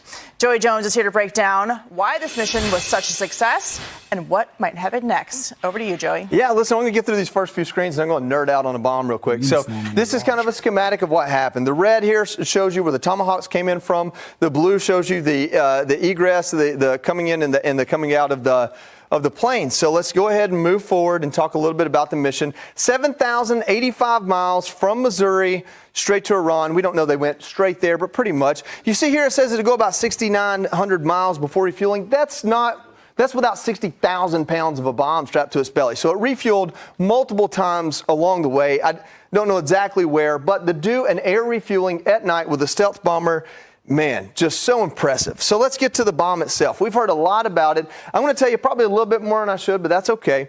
So what happens here is from here to here about, well, maybe down here, this is your penetrator.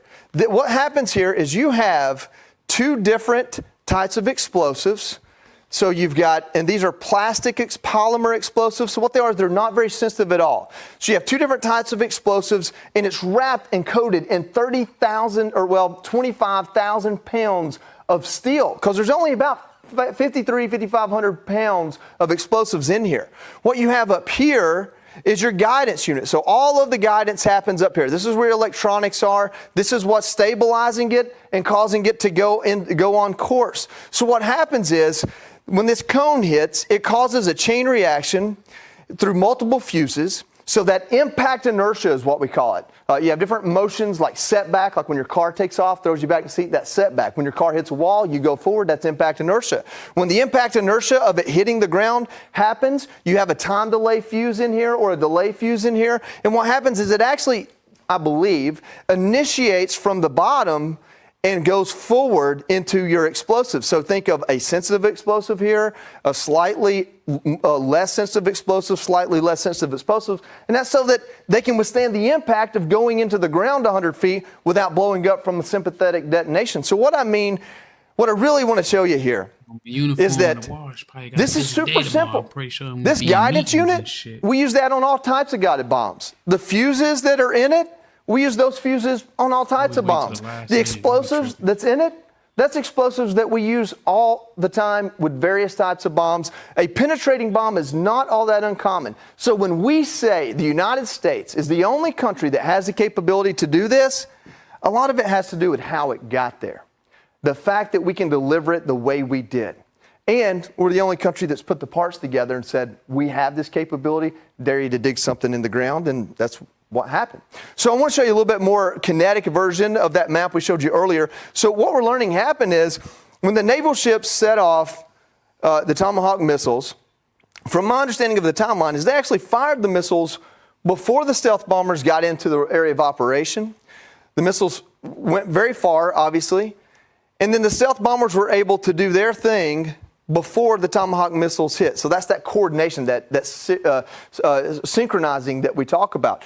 These missiles, the Tomahawk missiles, what makes them so effective is they're essentially drone planes. They have the ability to change course, even change target while flying.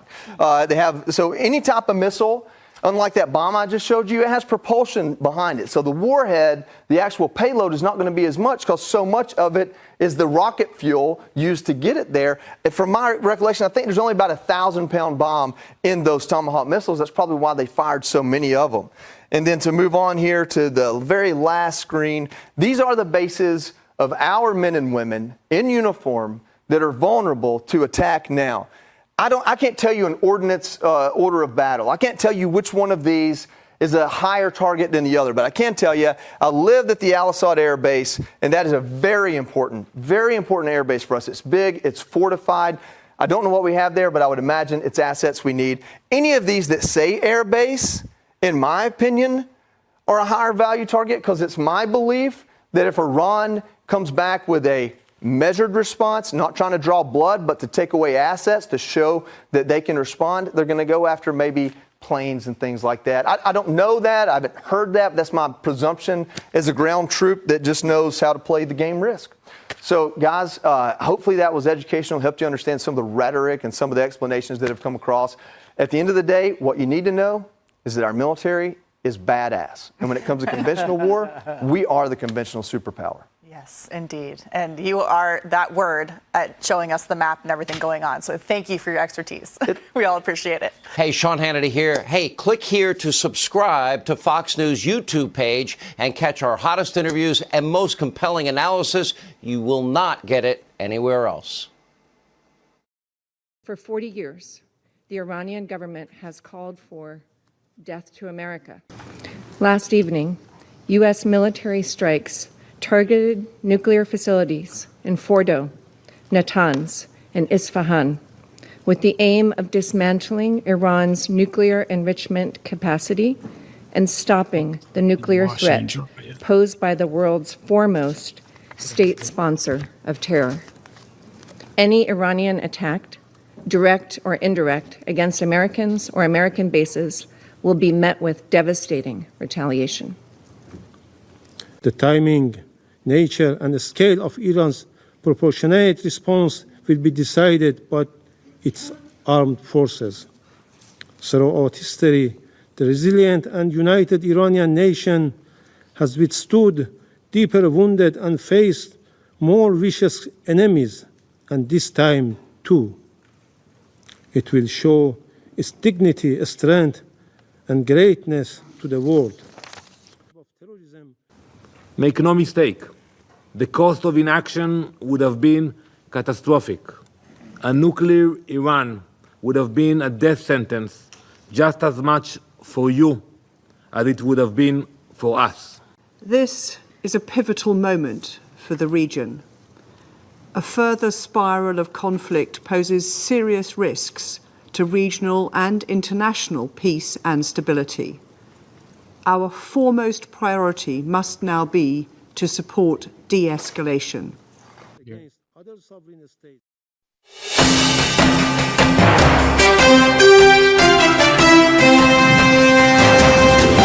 This is Balance of Power.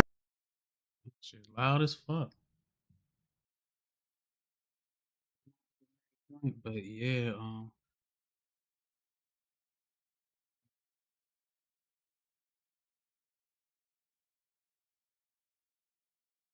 Trump says new gold. He's saying that's he said that's Trump news. Shit, I don't know. We ain't see that. Like, that's the case. We on tomorrow episode we come on. We'll talk about that. Nikki, you back? The rest of peace and stability intentionally was a rogue nation funded by terrorism all over the world and was on the verge of becoming nuclear. That's right. Yeah, but I didn't kick you out. What are you talking about? Nobody kicked you out. Somebody kicked you out? Oh, you say YouTube kicked you out. I say I ain't kick you out. I wasn't even on the screen. I went to go do laundry real fast. I say it's saying my sound is off, but I'm about to go to bed. Soon jump in the shower, eat and everything before I get, but I didn't kick you out. You've been in here all night, Dragon Girl. Why would I kick you out? I won't kick you out. You part of the family.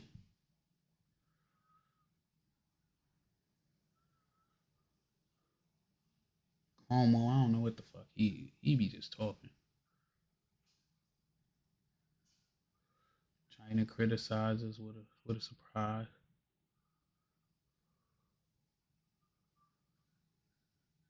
But I wish they. I mean, I don't know. We ain't gonna be able to find a joint, but I want to see. I want to hear their point of view. Keep it real. I want to hear their point of view. But about to call it a wrap. I'm tired. It's 12:14 Eastern Standard Time. I got work in the morning. Because of this, I know it's gonna be a busy day.